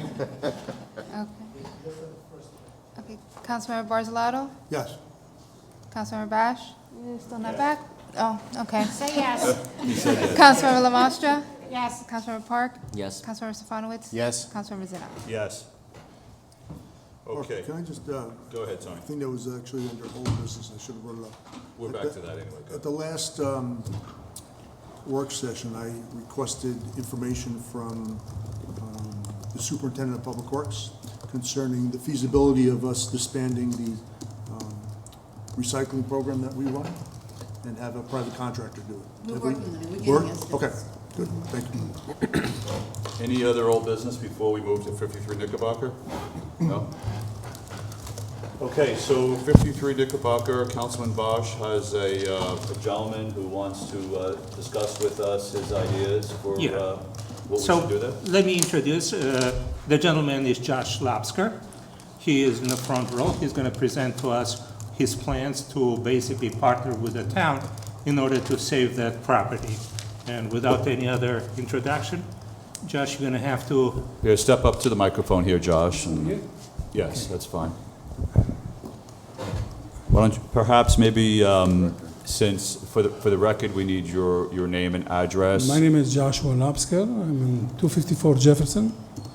And my son lives in Alpine, which is my house also there. And we are in this community involved. And I'm a chairman of a group of corporations. And 2 of them are in the real estate and construction and building. And Max brought to my attention an issue, a problem, and looking for solutions. And I had a solution for it. And however, it will take 3 weeks to present to you guys, with all the drawings and all the color shots and everything else. It will take 3 weeks. I'm here. I only got this information 5 days ago, so I can just give you an overview Please. of what the idea is. Yep. Is from 6.5 acres, 3 acres, we would like to build 2 buildings. One is for seniors, 68 units. How many units? 68. 68 units. Okay. In, 68. in one of the buildings. And one on the 2 acres on the front. Okay. And this is for seniors. And the second building is in the back, which will be assisted living for 50 units. 50 units for assisted living. For assisted living, yeah. They are going to be smaller unit. They are going to be 13 by 34 foot, when the other ones are going to be 30 by 45. They are going to be very beautiful. The finishing of it can be done with white marbles, with I call it like Jerusalem stones, white stones, and looks like a Roman. It will be the old and the new can be looked both, because it's important to give the looks of old, because the story you are trying to preserve the building there. And this will be preserved, and the most important thing is we can preserve 95% of all the trees. I don't want to say 100, but 95 I can commit. So, can you give us a little sense in terms of, and we realize this is extremely preliminary and there's so many questions to be asked here. What are you suggesting for the kind of the economic arrangements? Okay, what we are prepared to put in other words, how do we save the house in this process, right? How does that all work? We are ready to make an offer. I'm willing to put $1 million for the offer, and another 2 when it is closed, and for the 3 acres that we are going to build, and for the 3.5 acres, what we are prepared to do, together with the town, is to really to do a job on the 3.5 acres, is to do a path, a walking path and a golf path, green path, 18 holes. This, if it will be done between the trees, going around, it will be a beautiful, how do you call it, a beautiful site. So, just for clarification purposes, you're suggesting you would make an offer to the owner for $3 million, and the borough would come up with the other $3.9 million? We discussed that we're going to do together. The town, I'll put the money, and they will put the offer in the front of him, and to buy for $6 million, to buy the property from him. Have you had any conversations with the owner of the property? No. But I believe that if the town will give him an offer for $6 million, he will take it. Who has questions? Bill has something. Go ahead, Bill. Sorry, I just wanted to understand. On the 3 acres, you're proposing 2 buildings. One a senior building with 68 units, right? That's correct. And then a second building having 50 units for assisted living? Assisted living. On 2 floors. On the first floor will be physiotherapy. Okay, all right. That's, I don't understand that one. And on the other side, where the house is, I guess that would be where the house is? That stays. 3.5 acres, what would be there again? Because you said a walking path, but I thought you said a golf course. It is. Oh. It is a path, Yeah. but it is 2 paths. One is walking and one is a golf course. It's a You mean like a putting green? It's a putting green, 30 putting greens going through the whole property, between the trees, and this is a path for people to play, to only with the putting. Miniature golf. Yeah, but it's not exactly the miniature. We did a metaphor. It is a metaphor. It's not a real golf. No, it is real. Oh, you're saying a metaphor, he's saying. No, it is a green, Like a putting green. Yeah, It's like a putting Putting green, green. but 18 of them. 18 And putting 18 greens. putting greens on a path that you're walking through, and this is how you do it. All elderly people only playing with a paddle, going around with the paddle and takes the walk. Okay. Who has questions or comments? Yeah, I have questions, if I can. Please. Josh, we were talking, you're gonna invest $3 million, and you have $1 million that can be immediately put down. No problem. As I a did. gesture of goodwill for the town. The question is like this: if the town is interested in some COA type low-income housing. No And is problem. really are you willing to? Absolutely. And the money that the town puts in, would you give it back to the town to renovate the building? Yes. So the idea is that if the town puts a certain amount of money, $1 million for 20 units or so, Josh will give back the $1 million to the town so we can renovate the building and have something very nice in the building. He's not looking to cut his investment, even if he puts additional money for additional low income. You do know the area we're talking about, right? When you start talking about low income, you do know the property, right? I know very well the property, and we know that we had other so-called low-income building houses built, and they did not change. It's the same type of property, it's just sold to lower income. He's not gonna make them like low-income buildings. It's the same building, just it's gonna be dedicated to low-income people. So a couple of comments I just want to throw, and please stay there, and I thank you for your input and your comments, but, so, a couple of questions. So that area is in the, is it R20, I think it is? Or R40, whatever? Yeah. It's zoned for single-family homes. Right. And the way it's zoned right now is for a maximum of 10 houses. Exactly. And so we're talking about, just historical things aside, just for a second here. Yeah. Is we're talking about not putting up 10 houses because no one wants that area to be developed, but instead we're gonna put up 118 apartments with The idea, parking and yeah, the idea drives and was everything else. because trying to find a solution that would keep all the trees and the historic home intact, you have to carve the property in units that can be developed and where a profit can be made. And that requires a zoning change. This is the proposal that Josh has for us. And if we agree or not, we can discuss that. But the idea is, in order to now use a very tiny part of the entire property, so you can keep the whole green, you keep all the trees, you keep all the house, in the area where you're gonna build, you need a higher density.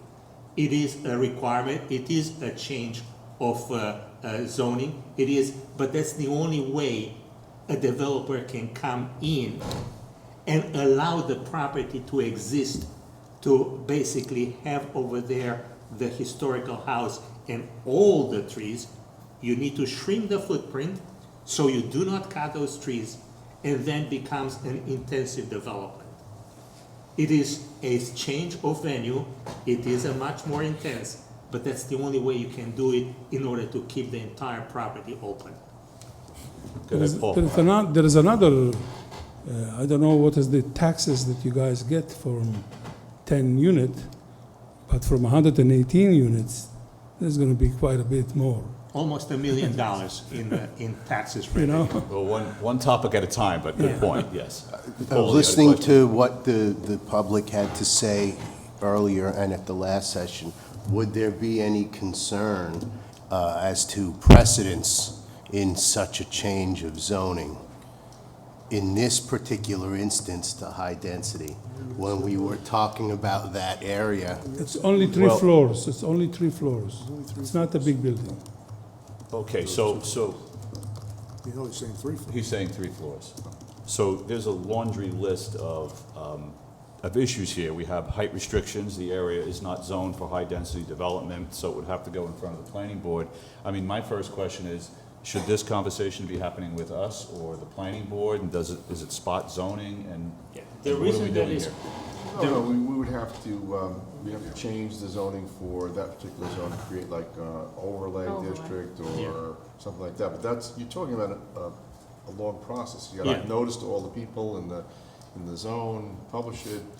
the reason that is coming in front of us is because if we want to save the property, the house and the trees, we need to get together and put together a creative solution. And that creative solution is what we want to talk about after that in the closed session. We have a solution that is proposed over here that would save the property, would save the house and all the trees. You know what, I'm all for saving the house, but we gotta stop with saving these trees to do all of this to save trees. I mean, we gotta put this all in perspective here. I think our main focus should be on saving a historical house. And, you know, trees are a secondary. Okay? Well, if you can And now, save them certainly all, to nothing build a wrong. three-story apartment complex to save trees is, in my view, a little over the top. The issue is, and I'm not gonna argue with you about over the top or not, that's something to be discussed. The issue is, if you save a historical property, you wanna be able to have the surrounding of the properties with those hundreds of years old trees, 200 and 300 trees, together with a building, so you recreate and keep the actual atmosphere, the actual environment. You want to keep that as a park so people, they can come over there. So just saving the house, if you want to do it, and raising the trees, will cut probably half of the attraction of that beautiful lot. And Tony, if you went to see that, you will see those trees are so magnificent, you will fall in love. I'm absolutely telling you, you will fall in love if you're going to see them. So it is important to create a way that is not only the house, but the environment, the park, so people, you know, maybe put benches, an alley or so people can walk. It's so important because that creates the atmosphere and creates the entire surrounding. You know, Just to answer that, I'm sorry. This is kind of the first time I've heard in Tenafly, it's just kind of an advocacy for high-density housing development. Specifically for senior, which I don't find to be a difficult, you know, seniors are something that I personally cherish. That's how I grew up, about cherishing old people. So if people say yes, you know, for senior people and for people that need assisted living, I'm all for it. So, sorry. Nadia's Go ahead, next, Tony, Tony. finish your thought. Go ahead, Tony. Would you be willing to buy the property and do nothing with it until a suitable solution is sought out by both this body and others without rushing into things? We have 6 months to do that. Oh, no, We it's can gonna make the take a lot offer, longer and than within 6 6 months, we should be able to, 6 months. 6 months, we should be able to know if we can do it or not. 6 months. Yeah. Nadia? This is one of the conditions that my board of directors is looking for, not just to spend the money and to sit on it, you know? That Nadia? is not, You know, you brought up the issue of density, and density seems to be the eye of the beholder here. Because we have the heights, which in an area that's zoned R40 with 1 acre properties, you have that massive congestion of housing up on the beautiful East Hill. We have developed assisted living, 100, although the building is beautiful, we've increased the density there to 100 units where originally it was something like 40 per acre, so we had no problem doing that. We've allowed multiple subdivisions to allow side-by-side housing that have constitutionally spread all through the community, and no one seems to have a problem with that. So it seems to be in the eye of the beholder where we like to have our density. But remember, if you walk this town or drive through this town, we've allowed this all over the community. The charm of Tenafly is not the charm that it once was, with many plush green lawns and lots of spaces between houses. So it seems to be like the lesser of a couple different evils. Do we allow 10 houses with maybe 20 children to come into the area and put a burden onto the school system? Do we allow the saving of the house and have to live with 2 buildings?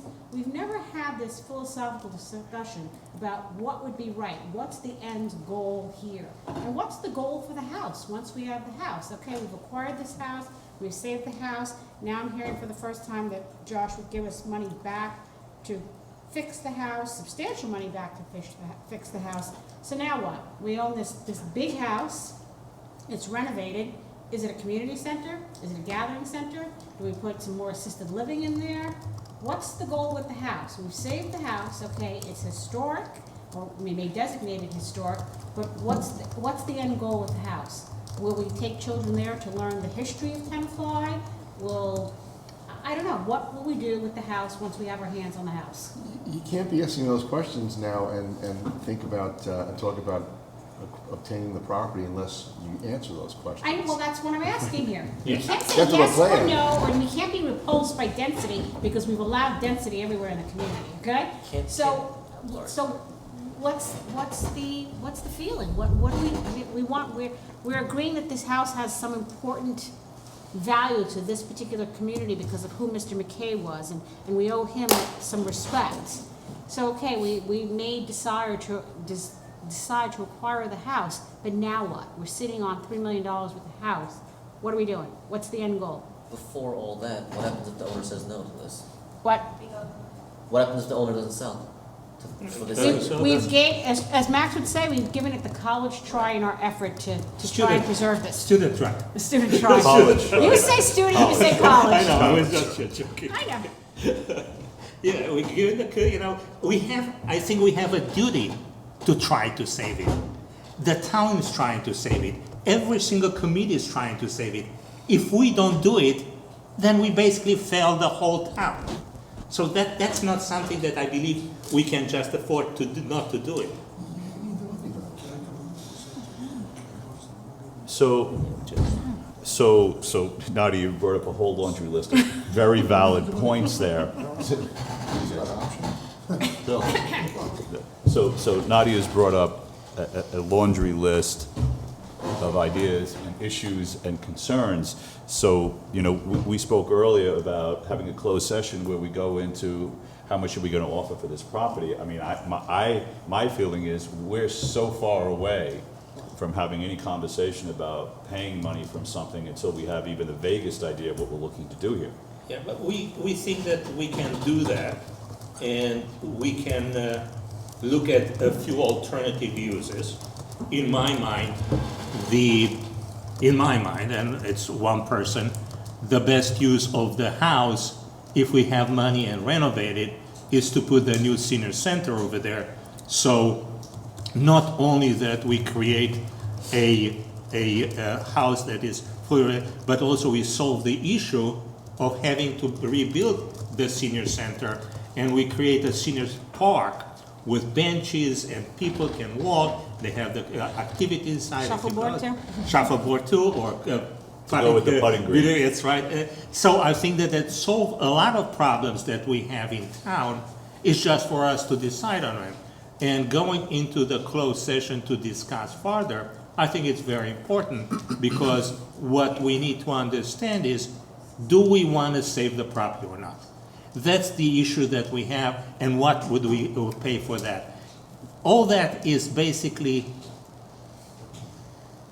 additional. We have basically 3 weeks or 4 weeks till the second session of the planning board, and if that is approved, everything gets raised. I don't think that we need in town that class of developers that actually raise our history, raise every single tree, destroy everything without even giving us the chance to have a history, to see what trees are worth saving or not. So that's an issue that I personally feel very strongly. But coming back, our decision is, do we want to save the property or not? And that's what we should be discussing in the closed session. But that's not something that you discuss in closed session. It's no? basically the financials that we can afford to put together with a developer if we want to save. We should have, let's assume, for the sake of argument, that there was enough support that you want to pursue looking at this. Yes. The proper way of doing it, we get a proposal, written proposal, that we can look at ahead of time, to ask the questions, and ask questions of our financial people, like our CFO, to say, is this a viable and legal? Can we legally do this? It's premature to go into talk about money tonight because we don't have a written proposal. We have nothing to present, like our CFO, to say, could we accept? We this can put money together like this? something. Right, that's We fine. can put together something in a closed session and present it to the CFO. But we don't put that together because we don't know what. No, we can So- put so- together and basically have it vetted by the CFO. No, We we're ta- always put together, we are the financial responsibility lies with the council. The CFO is over here is to vet it and say, can it be done? It cannot be done. But actually, the spending and how much money is spent, it's our responsibility. But that's what you do in public, so the public We knows can do what it you're in doing. public. That's like when you talk about your budget and things that's something that you do in public. That has nothing to do with negotiation of a price, which is something that we do in closed session. Like what offer, where are we gonna start, how much we got to spend, that. We need to know, we should be discussing the finance aspect of it, where are we getting the money in front of the public. So let's discuss it right now. Well, we don't know what deal we're discussing, so how do we discuss how we're paying for it? Let's put together something. I'll start. So, But Tony had his hand up before. go ahead, Tony, I'm sorry. Mark, finish, because I'm gonna take a little bit. So, Bill, what you're suggesting is, and please correct me if I'm wrong, is that the gentleman would put together a proposal for us to review, and then we would have a discussion from there. Sure, I mean, we should be able to give it to, well, now I guess our new CFO and Jean, and so they could look at it. They could tell us, what sources of money we have. That's assuming people agree to move this forward. Right. Sure. Tony? I'm saying, assuming it's a good idea, and I'm not saying anything one way or the other, but we need to have some kind of plan. We can't just jump on it like that. That's why I said, I actually gave Tony a note to ask the question of this gentleman, like, because we appear to be in a rush, would it be possible for them to acquire the property? Because that would give us the time then to discuss about making a deal with them. At least they know they'd have an asset we know that's worth a lot of money. Let's assume that the owner wants $12 million, $6.9 million for it, $7 million for it. I mean, the property probably is worth that much if you have a buyer who's willing to pay for it. Would they be willing to acquire the property, basically a standstill agreement where they agree they're not going to, go forward and do the same thing that this owner is going forward and subdivide it, where we could think of a possible plan with the Do property. you know anybody that will buy something like that on a standstill basis? Well, hold it. I mean, in your life. I don't have the money, but But you know somebody that will buy, I'll buy it and stand still. Do you know anybody? Well, but here's the thing. We know the property's worth, if the property's worth $6.9 million, then we shouldn't be having a conversation about $6.9 million. But assume that's the real market value of the property, because you wouldn't offer more. Why don't we than do that. an appraisal? Why don't I agree Let's to finish have an this one. appraisal? Line of thought first. So that would give us the time. The owner will be happy, right, because they'd have their money. Everybody else would be happy because the property would be sitting there. We wouldn't be under the hammer with someone ready to cut down all the trees. And then either a good plan is come up with. All right, to so do this is a something good about it. idea. So why don't we open meeting over here, agree to get an appraisal of the property, and then maybe we can have that appraisal done in 10 days. Then we have 2 weeks or till the 14th to put together something once we know that the price, that how much is this property worth it, and come back to see if we can agree to something. I mean, that if you say that that's what, let's just do it. Well, I don't know why we would be getting the appraisal, but. I'm sorry? Because we wouldn't be buying no property. Right, that raises the question, because if we're not buying the property, why are we getting the appraisal? To understand what kind of an offer should we make altogether. Because we have to make, our liability to the owner if we do something, it's basically the appraised value of the property. So we need, before we do anything, to understand what our liability is, and then we can craft that type of proposal. And then once we craft the proposal, we know exactly what we need to do.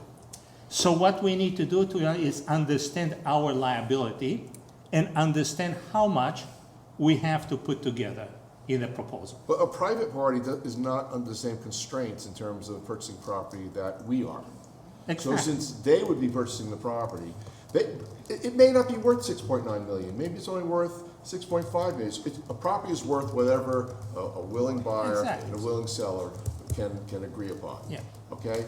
They want 6.9 million for it. And someone came up here and said, why didn't we meet with them? And we actually did meet in their attorney's office to see if we could make a deal with them. That was a long time ago. We actually did have a meeting. Yeah. They want $7 million. Essentially, they told us a long time ago they want $7 million. Said, you give us $7 million, you can have the property. Don't care what you do with it. So what I'm saying is, it might not be worth 6.9 million. Maybe it's worth something less. If someone who has the wherewithal to negotiate and say, I have the money, I don't need financing, I can come write you a check tomorrow. Maybe you get it for less money than that. Then at least we have the property in a standstill situation, and we don't have to make them, agree for a standstill. We can forever. ask Mr. Lapsker if he's going to do it, but I don't believe anybody. But the idea is, even if somebody's going to do it, you need to know how much is the property worth it. We need to have an appraisal. There is We do, but most people when they buy property don't have to. No, but we need to do an appraisal. So what I'm trying to say, this is what it's worth. Okay, Tony, please. You know the old cliche, it doesn't pass the smell test? I got a lot of questions here now. Let me ask you this, why does the borough of Tenafly have to get involved at all? Why don't we just not do anything? Why are we becoming an owner of the house? I think Nadia's right. What are we gonna do with the house? Seriously, what are we gonna do with it? I mean, we have, Max, we're rushing into something here that, in my view, is we're putting the cart before the horse here. We need to take a certain amount of steps here. We're not rushing into this because, the golden horses come here. We're not gonna do that. Absolutely not. Because it's gonna come back to us. It's gonna come back to haunt us. The only issue we have over here is how to save the house and the property. But I'm asking the question, and the question needs to be answered, what Nadia said. What, if we save the house, what are we going to do with the house? Sure, what are we gonna do with it? And where are we going to come up with millions of dollars to, A, buy the house, and B, then maintain the house and do whatever else? I mean, listen, we can't maintain what we have now. But now, I'm all for this, keeping historic preservation, but we got to also be realistic here. We can't. I mean, really. I have a question. Go ahead. Your senior housing and your assisted living is for profit? It is.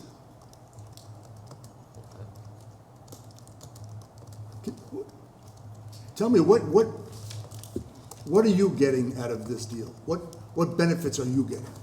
Or will you be getting? I would like to try to save the trees. For me, I see that not the house is important. I think the trees there are very important. And if we can, So you're spending $1 million to save trees? I would like to very much. I can make you can double the money if you want to. If the tree wouldn't be an issue, it hurts, but I think it's worth savings. Absolutely. If you're going to go see the place, you will see something fantastic, unbelievable. But there are some 400 years old trees there, beautiful. So the benefit that you're getting from what I'm hearing is that the benefit I myself is going to move there. Oh, yourself? So that's the benefit. I myself is going to move there.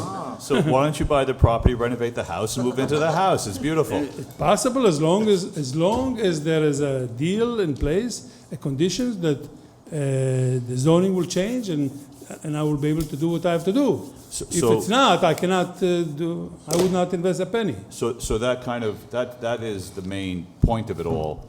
Is there some sort of deal in place? Does the zoning get changed? Is the money there? Absolutely, there's the conditions. All of which is going to take some time to work through. And as the borough attorney mentioned, and it depends on what my colleagues think here, is that I would suggest you would have to put some sort of plan together for No us to problem. review. Within 3 weeks, we can do that. And I don't even necessarily mean blueprints and surveys, just something that we have some sense of what arrangement you're talking about. Because otherwise, we don't really have anything to point to vote on, or debate about. Can I just ask also, how did you become part of the picture? I mean, did Councilman Bash You were come not- to talk to you? I know, Yeah, you were not I part came of to the tell you, previous- but I'd I like to said- hear from him. Yeah, okay. He asked me, Max asked me to look at the property and see what he can do to save the trees and to try to not to destroy the property. We can build something, and the assisted living is a good idea for them. A senior was good. Three floors was the condition. That's not a very good deal for me, but I can live with it. And I think I came up with a solution with all the whole units, and this was the best solution that I can come forward with. And they liked it, so. Tony, you were not here in the previous meeting. I basically openly said, Josh is a friend of mine. Yeah.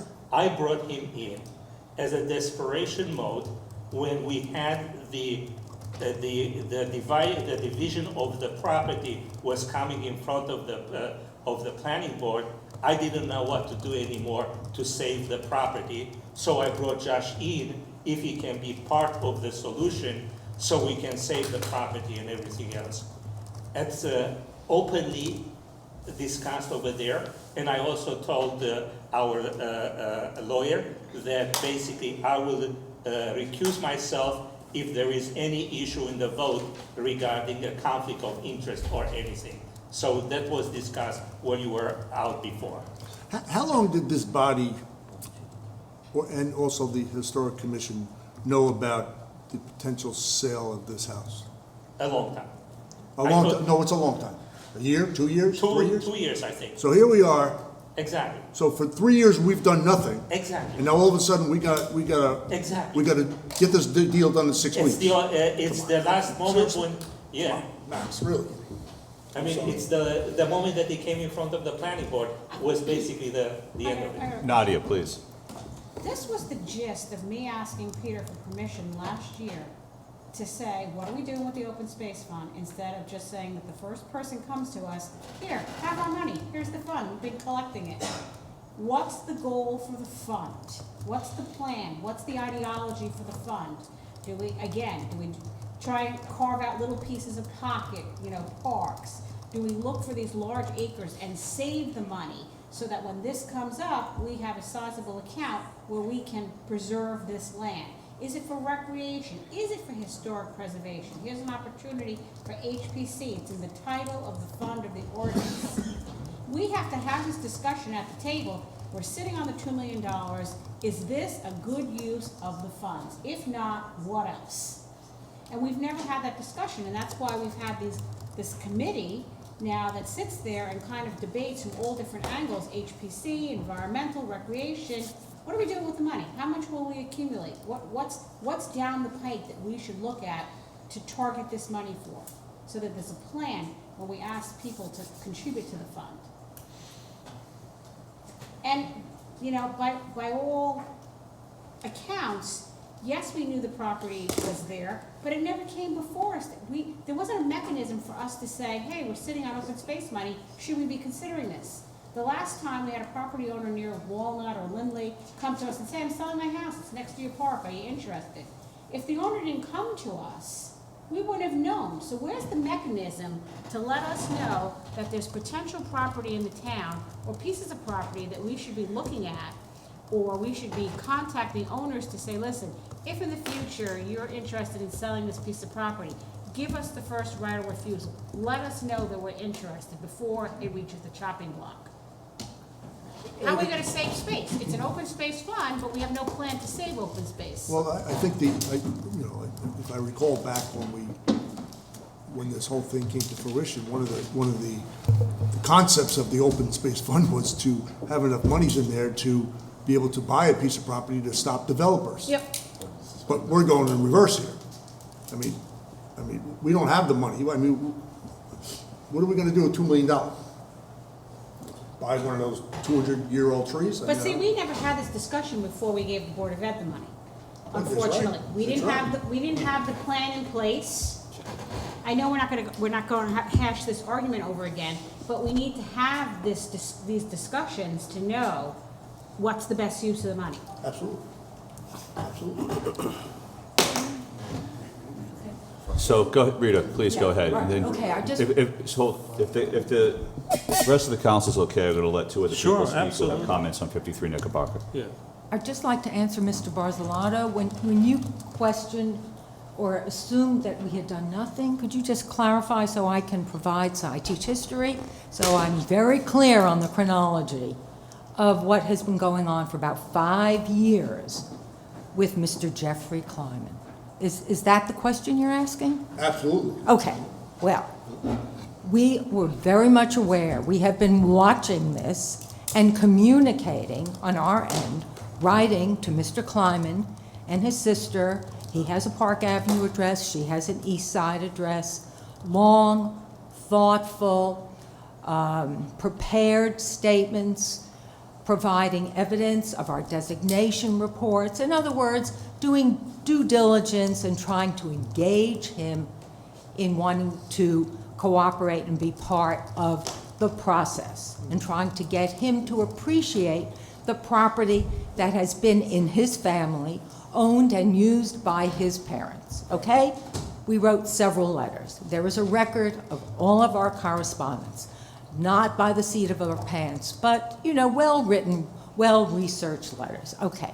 He answered none of them, all right? So in terms of what we have been trying to do, yes, on our part, we did a great deal. The property went on the market. We were not shocked. We assumed this would happen when he inherited it from his mother, who died 3 or 4 years ago. She used the property regularly. He doesn't. He didn't. And again, did not have the same feeling for the property that apparently his mother, Evelyn Kleiman, had. Okay. Now, again, it was not possible for us to give him an appreciation for historic values, for the legacy of Mr. McKay, of what went on in the property with Charles Russell, one of the two most famous Western painters who spent time on the property. Part of the house was created as a special room for Charles Russell's paintings. The paintings are in the Montana State Historical Society. The room still exists. So there is a great deal within that property that begs for recognition. And if we were to honor it, we would be honoring ourselves as a borough. So, as I said, it came on the market. We were not surprised. August 6th, 2013. The next thing that Dave Wall, the chair of the Preservation Commission, and I did, we spent hours in the Bergen County Historic offices with the consultant we have used, T. Robbins Brown, who is recognized as the leading preservation consultant in Bergen County. She was familiar with the property. For several hours, we studied the site plan. She came up with what we called a white paper, which we immediately circulated to the planning board and the mayor and council, in which we said, okay, what is our plan for this? 1, preservation of the mansion, because it beautifully fulfills the 2 leading criteria of preservationists. And by the way, the preservation movement has existed since 1965. These arguments are played out every day in municipalities all over the country. These are arguments all of us are familiar with. The preservationists versus the developers. Get their money and run, and leave the town with lost history. These are the arguments. Anyway, so T. Robbins Brown came up with this, what we have designated our white paper. 1, preservation of the mansion. And then a compromise of figuring out, okay, some viable market alternatives for the rest of it, again, to make it, make it feasible on the real estate market. So we have done a lot. It's not as if we haven't done anything. Also, let me say that, yes, this seems kind of last minute, but, in the perspective of great properties that are preserved, let me respectfully point out that Carnegie Hall was this close to the wrecking block, if some people are old enough to remember that. Yeah, It was absolutely. only because of the last-ditch efforts of the famous violinist Isaac Stern that it was saved. And I think most people are happy that it's a concert hall, one of the great concert halls in the world, and not just another office building. Similarly, as Karen was reminding us, Radio City was also designated for demolition, office building. So Tenafly isn't alone or isn't, derelict in kind of coming to the creative solution table, more or less, we could say, at the last minute. But, I think it's time for us to say, okay, we want to make a commitment to figuring out how we can do this. Now, in terms of the mansion, we have Cotswold that has been apartments since 1931. Now, if there had, and they're fine apartments. Let me just say additionally, if there had been a preservation movement in the 1950s, those rather ordinary split-level houses on Burn Lane wouldn't be there because the values and the criteria of the preservation movement would have precluded, blocking the vista into the Cotswolds. I assume everybody knows what we're talking about. So we have a history in this borough of converting important structures into apartments, and I think that many people would be happy to move into a renovated apartment with a beautiful, usable swimming pool. I think there's a sauna on the property. I mean, there are assets there that have a market value, and I think it simply takes smarts and commitment. So we've been watching this, Tony. It's not as if we suddenly woke up. We haven't been Rip Van Winkle, believe me. We've done what we could do. No, Thank because you. I'm not even close to saying that we haven't been doing anything. But here we are, like 6 weeks away, now all of a sudden it's a big understand. rush, like, That's what everybody That's gets. what we need. with We everybody, need yeah. leadership. That's what we need. Thank you, Yeah, Rita. we need leadership. Jeff, 2 minutes, please. So, Jeffrey Miller. Couple things. So I'm a professional real estate broker. I've been in the commercial real estate business for 35 years. And I'm also on the Environmental Commission, as you all may know. So there's $2.2 million in the Open Space Trust Fund, where this is the perfect application for the use of those funds.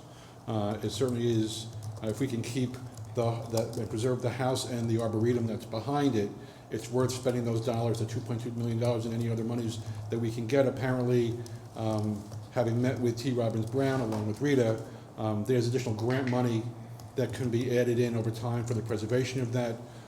So if there may be an overlap of bonding that may need to be done by the borough to be able to help and assist with that. As to, from a land use and a zoning standpoint, I've consulted with the Klaskins, Charlie and Alex Klaskin, who are among the leading real estate professionals in New Jersey and owners of, and Tenafly residents. Actually, Charlie's now in Englewood. They, in the conversation that I had with them, they said that a solution that happens as a compromise in tracts of land out on Long Island where there's 25 or 50 acres of land that's for sale, and a residential guy comes along and says, well, I want to divide it up and make us the whole big subdivision on all 50 acres. Often the compromise is, well, build on 5 or 7 acres. We'll give you more density, and you can leave the rest of the space open. And that is often the compromise in the land use conversation writ large throughout New Jersey and throughout the country in order to preserve some of the open spaces and to preserve historic structures. So there are solutions that can be had here. I realize it's a tight window, but what if, and I pose this to you as a hypothetical, what if the owners came to you and said, I have a buyer who pay me what I need, subject to open space trust fund allocations or something, and whatever additional monies, and I don't know how much based upon the units, what the COA obligation is. I realize the COA obligation takes more time, so maybe we don't want to do that, so that's something that we have to evaluate. But if there was a proposal that came to you from where the owners agreed to say, we sort of want to save the house, because if they didn't want to save the house, it's also the conversation I had with the Klaskins, they said if the owners really didn't want to save the house, they would knock it down tomorrow. And so otherwise, and then the conversation would be over, they would subdivide the property and move on their way. Jeff, can I interrupt you for a second? I'm not speaking for anyone but myself here, but I think if the owners came to us with some sort of plan, just as Josh is proposing to come to us with a plan, we would talk about it. We would consider it. That doesn't mean we would agree with it, but we would certainly entertain it. So, but I'm sort of flipping the conversation on its head a little bit. So in terms of process and the order of things, rather than asking the borough to do all of its reconnoitering and to come up with a proposal to make to them, which will take more time, I think in order to accommodate the time that Tony's concerned about, is if they can be molded into a framework that would say, I've got a guy who give me the money I need, he'll accommodate the time needed for the variance that would be required to get that density in. So if they would agree to the circumstances like that, but subject to open space trust funds and whatever other monies, I'm not sure where it would come from, and then theoretically they could buy the whole property so long as there's an open space trust fund that can be helped to bridge the price gap, which is a price gap in terms of what you can build and use the site for. They would save all the infrastructure capital that they would no longer have to spend to build the road and do this and bring all the pipes and wires in to make each lot viable. You're getting into a level of kind of detail that, we're not going anywhere with that at this conversation. No, but okay. To answer your question, and the borough attorney touched on this before, and Councilman Barzalato mentioned it, if a private party wants to go there tomorrow and make an offer and buy it, and save the house, you can do that tomorrow. The private owner and all the private owners, whether it be Josh or anyone else, is not likely to buy it just as is. So they're going to buy it subject to the approval for the high-density housing and subject to a contribution from the borough to help save the house, and then they could buy the whole thing. And so rather than buying just half of it, you could buy the whole thing and then dedicate the house and the lands behind as public space. But this is so far all these conversations with both gentlemen here are extremely hypothetical. Right. Good ideas, okay, lots to be debated, but hypothetical. Someone needs to actually come forth with a plan for us to look at. May I ask you something? Please, go ahead, Max. I would suggest that Councilman Lamastra be basically dedicated to come back to us with a proposal working with all the parties, maybe within a week, so we can talk at the next session of a very concrete proposal. So With all due she respect, works. with all due respect, Councilman, Yeah. I think that it may be speedier to work it from the other side. Jeff, You can Max, finish your statement, Yeah, please. so she can work out a proposal, look at the funds that basically are in the open space, look at the funds, work with Josh, and come back to us with a concrete proposal of what we want to do. I appreciate your confidence, but I don't think I'm the right person to do that. Who do you think that will be the right person? I don't know. I'm not clear not that, sure. Counselor? that makes any sense, no, disrespect whatsoever. Can I ask the borough attorney a question? Can I ask you a question? I was Bill? going to ask you a question, Jeff, though. Do you think, because getting back to something I said before, do you think with the approvals you're talking about, the higher density approval for a portion of the property, would it make it more or less valuable than subdivided for the 10 lots that the current owner is talking about? Well, in terms of the property. There's a reason I asked that question. So the value of the property, and that's why the bridge is needed for the open space trust funds, because it's really not worth more than to do the density that Josh is talking about, which is about 110, 120 units. all in, it's too rich to do and not save the house. So if the goal would be to save the house and only use a smaller piece of land, then while the land might be worth $3 to $4 million for what's developable, the additional monies would be needed from the town to partner up in some fashion, however that gets framed, to make the project viable. So my question to you, Counselor, is how do you deal with the COA money? So the COA adds another layer of complication in terms of process, is that correct? Oh, yeah, it has to be yes. added to our spending plan, and, you know, if you've been following what's happening with COA, all the towns now that are seeking approval of their plans are now having to file a lawsuit. And all those lawsuits will have to be heard by judges that have been appointed to do that, and you're looking at a substantial period of time. So if we eliminate the COA piece, okay, just to smooth out the process, went and applied for a grant from, and I don't know how long that would take, from Bergen County. I'm told in the conversation with T. Robbins Brown that there's up to $2 million that we could get, depending, I think it's sort of mirrored against the borough's contribution into something. So even if Josh was kind enough to spend $4 million, and this is a hypothetical, right? Knowing that there's another $1 million that would come back later on, there's still a way to do this, even eliminating the COA, shortening up the process, and just, you know, basically it's the main contribution would be the Open Space Trust Fund, which is $2.2 million. That's a consequential amount, and this is the perfect use for the funds. And by the way, the funds for the Open Space Trust Fund was, and the whole levy of that tax was forged in the Environmental Commission back in 2004 and 5, and was designed explicitly for the preservation of the open space and land. So this fits that target perfectly.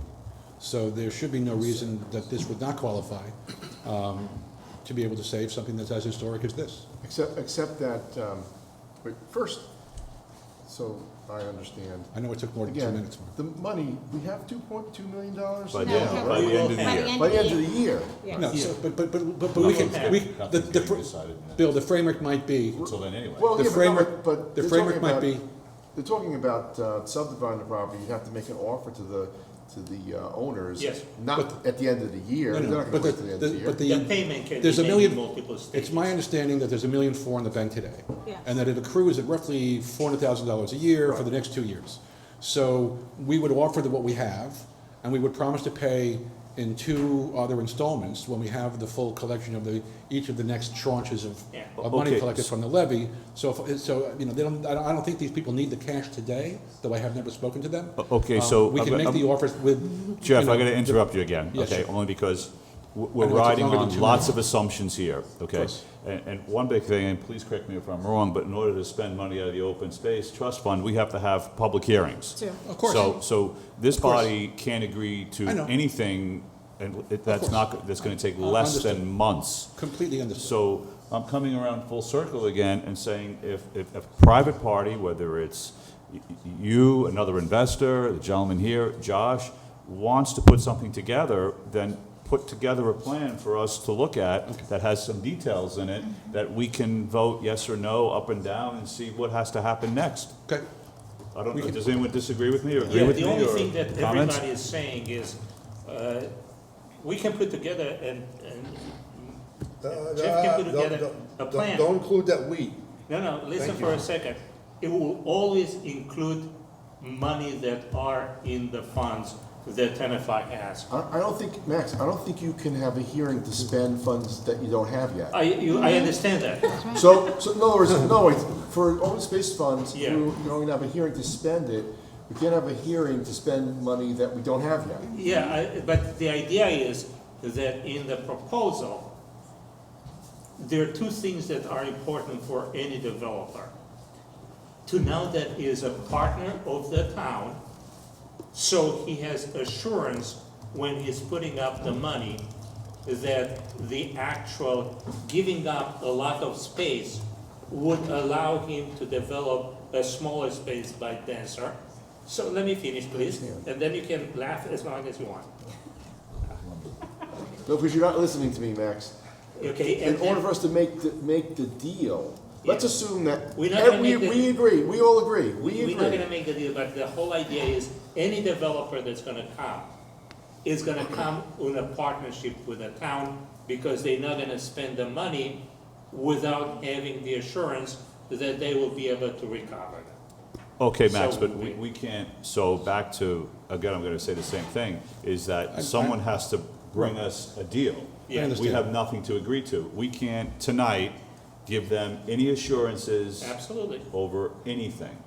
So it's really in the hands of, if we want to move rapidly with this, we need outside money from private people to make it happen, to even consider it possibly And happening. what Bill did say is we can't encumber funds we don't have yet. Correct. Yeah. Right, so what happens if we, let's say we put a deal together and Yeah. everybody's in agreement, this is how we're gonna pay for it. Yeah. Okay, we're gonna take the funds when we get them from, Yes, what sir. happens when we have the hearing, 8 months from now, Okay, so and this- it gets defeated? This is what we. You this can't is- encumber the funds. This is you don't for a have. second. We'll have a new council. No, this is for, hopefully, but that's good.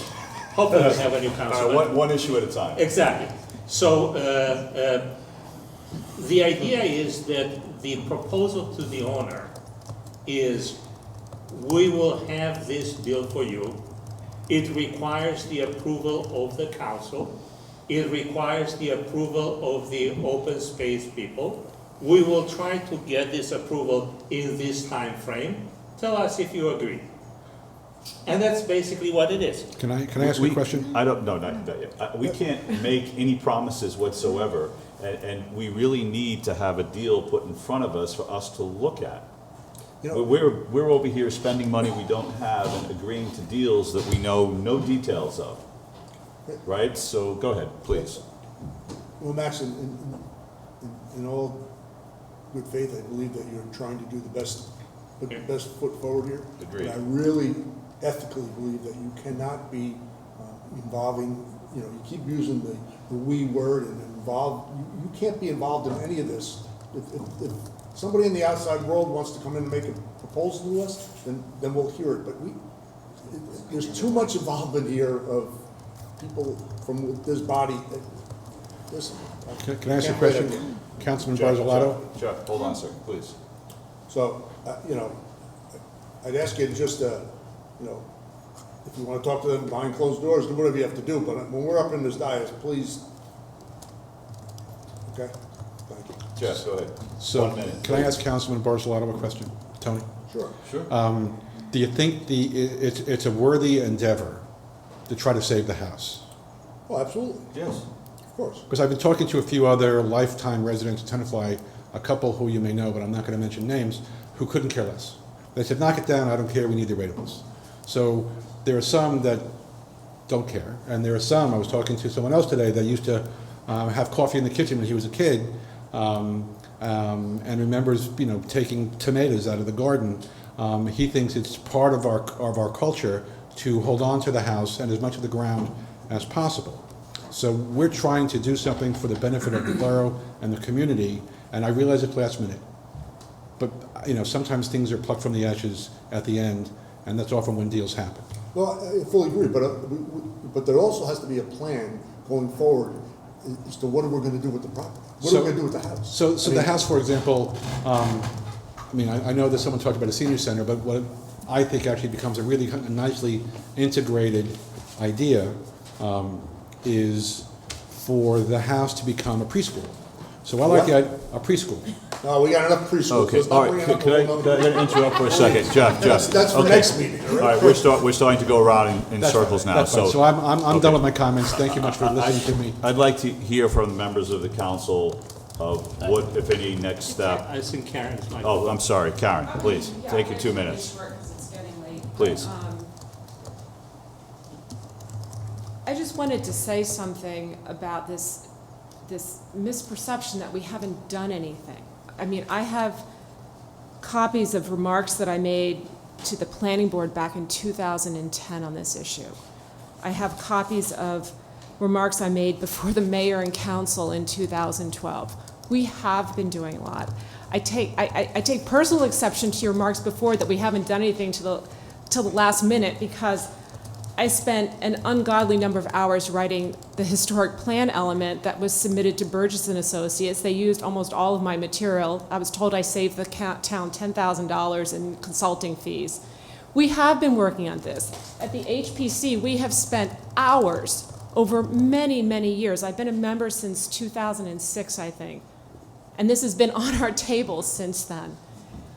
So we have been making efforts at doing something about this property in particular and other properties just like it. In fact, it's part of our master plan, and it predates me on the master plan. So that's our guiding document. Whether you all have done anything with that in your planning for the borough, that's a whole nother thing. But we have been working on this, and I know you all took a vote. You all discussed it and decided not to designate the house.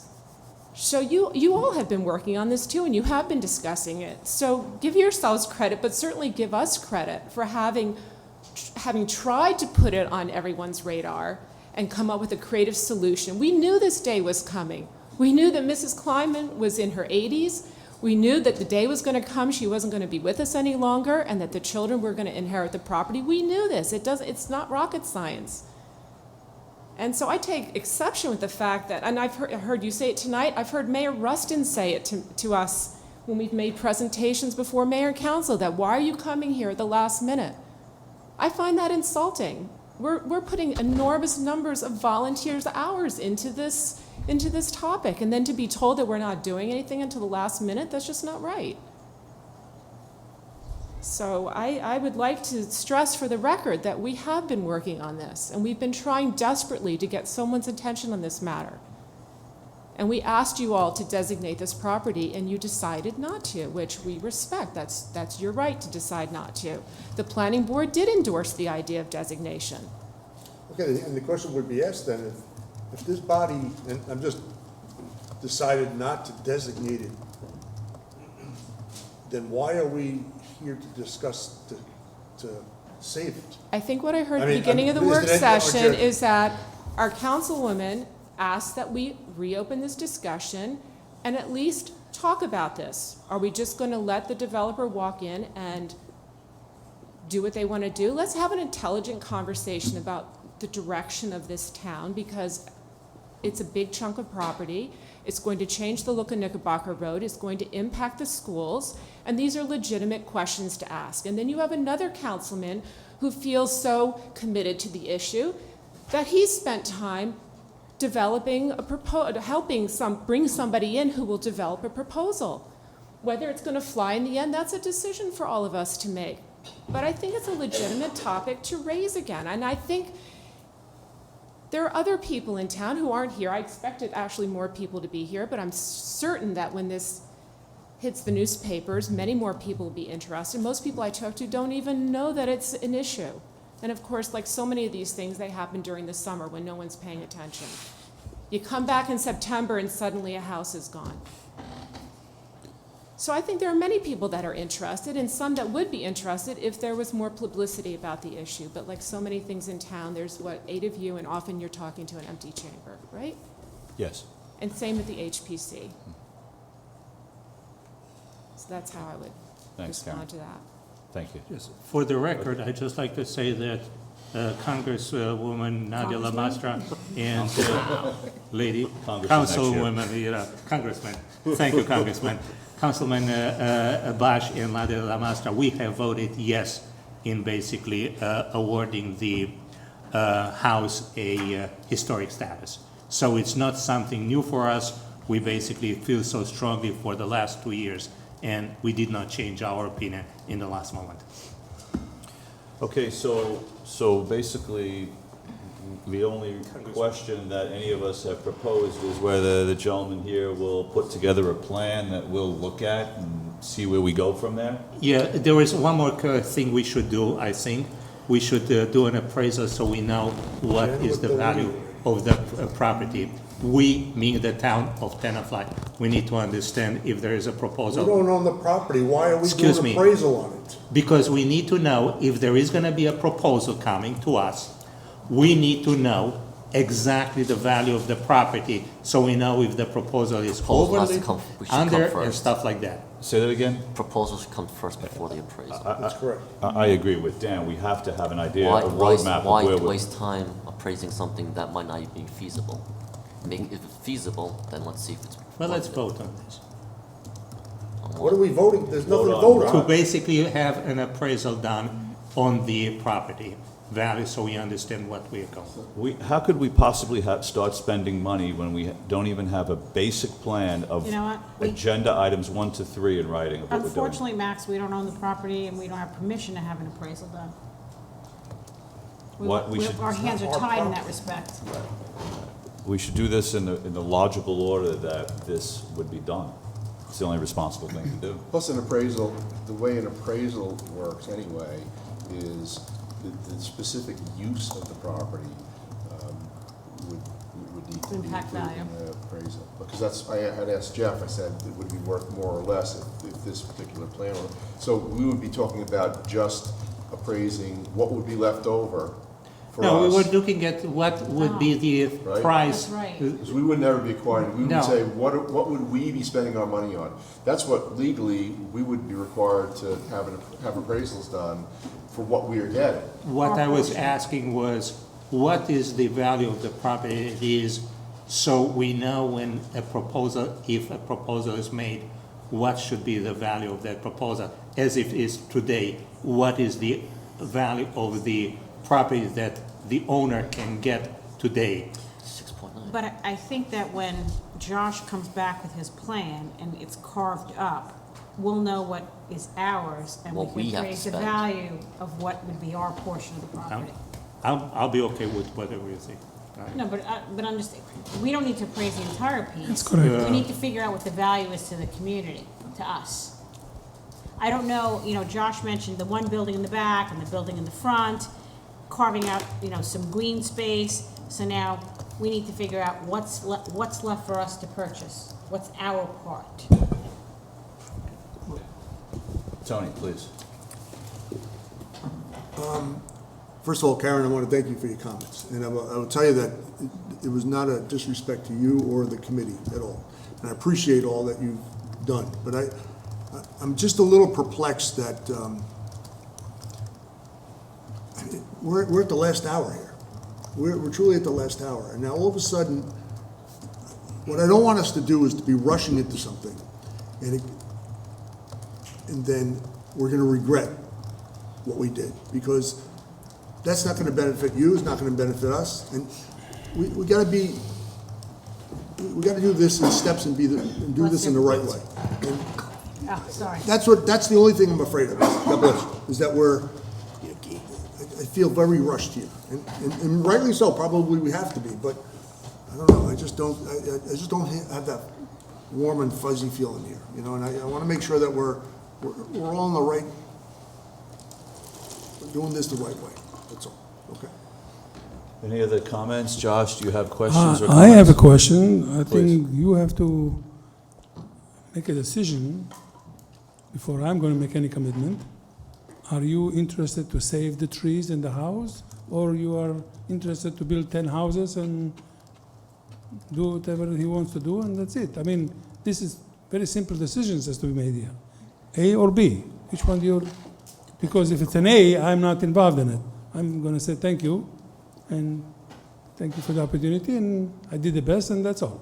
But if it's B, then I will go to work, go for 3 weeks, come back with drawings and everything else. You will see everything, in three-dimensional.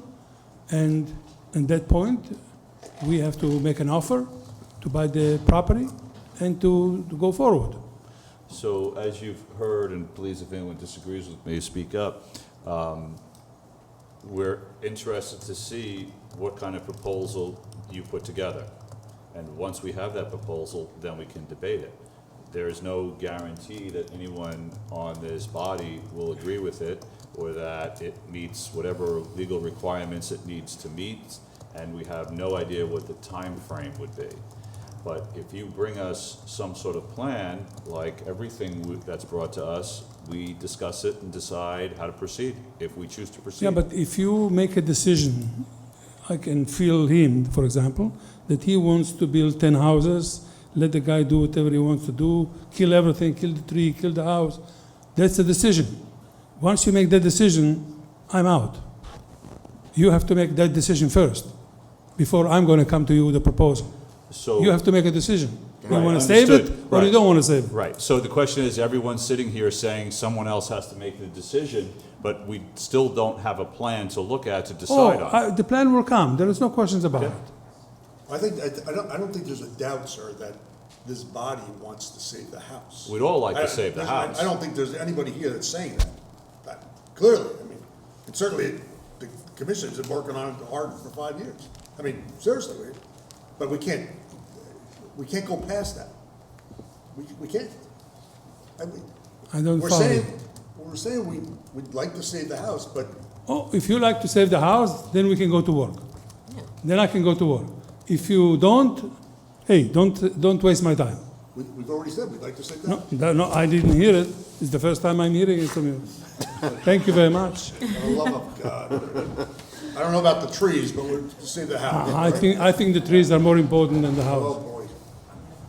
So you'll come back to us with Yes, I some will come sort of back to you. plan and, In 3 weeks, I will come back to you with a proposal and with drawings, and you'll see something very interesting. Thank you. Our meeting's July. our next meeting is July It's on Monday. 13th? 14th. 13th. So how much, 13th. when is July 13th? I need 3 weeks. It's about 2 weeks. 2 weeks actually tonight. Josh, can you come out with some preliminary plans on our meeting on July 13th? We need to do that Okay, because I can come up with the sketches and Sketches. which are Yeah. Bullet with all the bullet numbers and points everything or- else. yeah. will be there, the yeah. reason is because Highlights. on Okay, one at a time. July 22nd, the planning board is gonna be meeting, and if we have to be before that if we are to make a decision, because it is very likely that on July 22nd, the planning board might approve the plan, and that's. Okay, Yeah, but All right. let's not mislead Josh to think that on the 13th or 14th, we're voting on anything that's going to affect anything the No. planning board is doing. No, but we can- It's working on its own timeframe. I'm sorry? This process will work on its own timeframe. Yeah, but the reason I was talking about July 13 is that has to be the meeting that we have before the meeting on the planning board. Right, but all I'm suggesting, Josh, is don't be misled thinking on the 13th. I we understand, should I take any understand. action. I'm willing to go to work if you guys That's made the decision, the most important decision. Do you want to save it, or do you want to knock it down, kill everything down? Understood. Okay. Thank you very much. Anybody has Okay, any thank questions? you. We appreciate your time and energy on this. Thank you. Okay, Okay. thank you. Okay, if there's no further comments, we're going to go into closed session now. Want to read that? Sure. There's no mayor's remarks? No mayor's remarks. Resolved to comply with NJSA 10:4-12, the mayor council, or council will go into closed executive session, discuss the following matters. We have some personnel matters, an update on the current CFO status, which I think we all know about anyway. Current CFO status. Updates on some Family Medical Leave Act matters, a matter involving the police department, new recruit, and a DPW grievance, and also a legal matter concerning the discussion of the Latz versus Borough of Tenafly et al. Litigation. Minutes will be taken at this meeting and released to the public at the time the matter is resolved. After this closed executive session, the mayor and council will reconvene in the Richard D. Wilson Committee Room to adjourn this public meeting. A motion to go into closed session? So. Your second? Second. All in favor? Aye. Aye.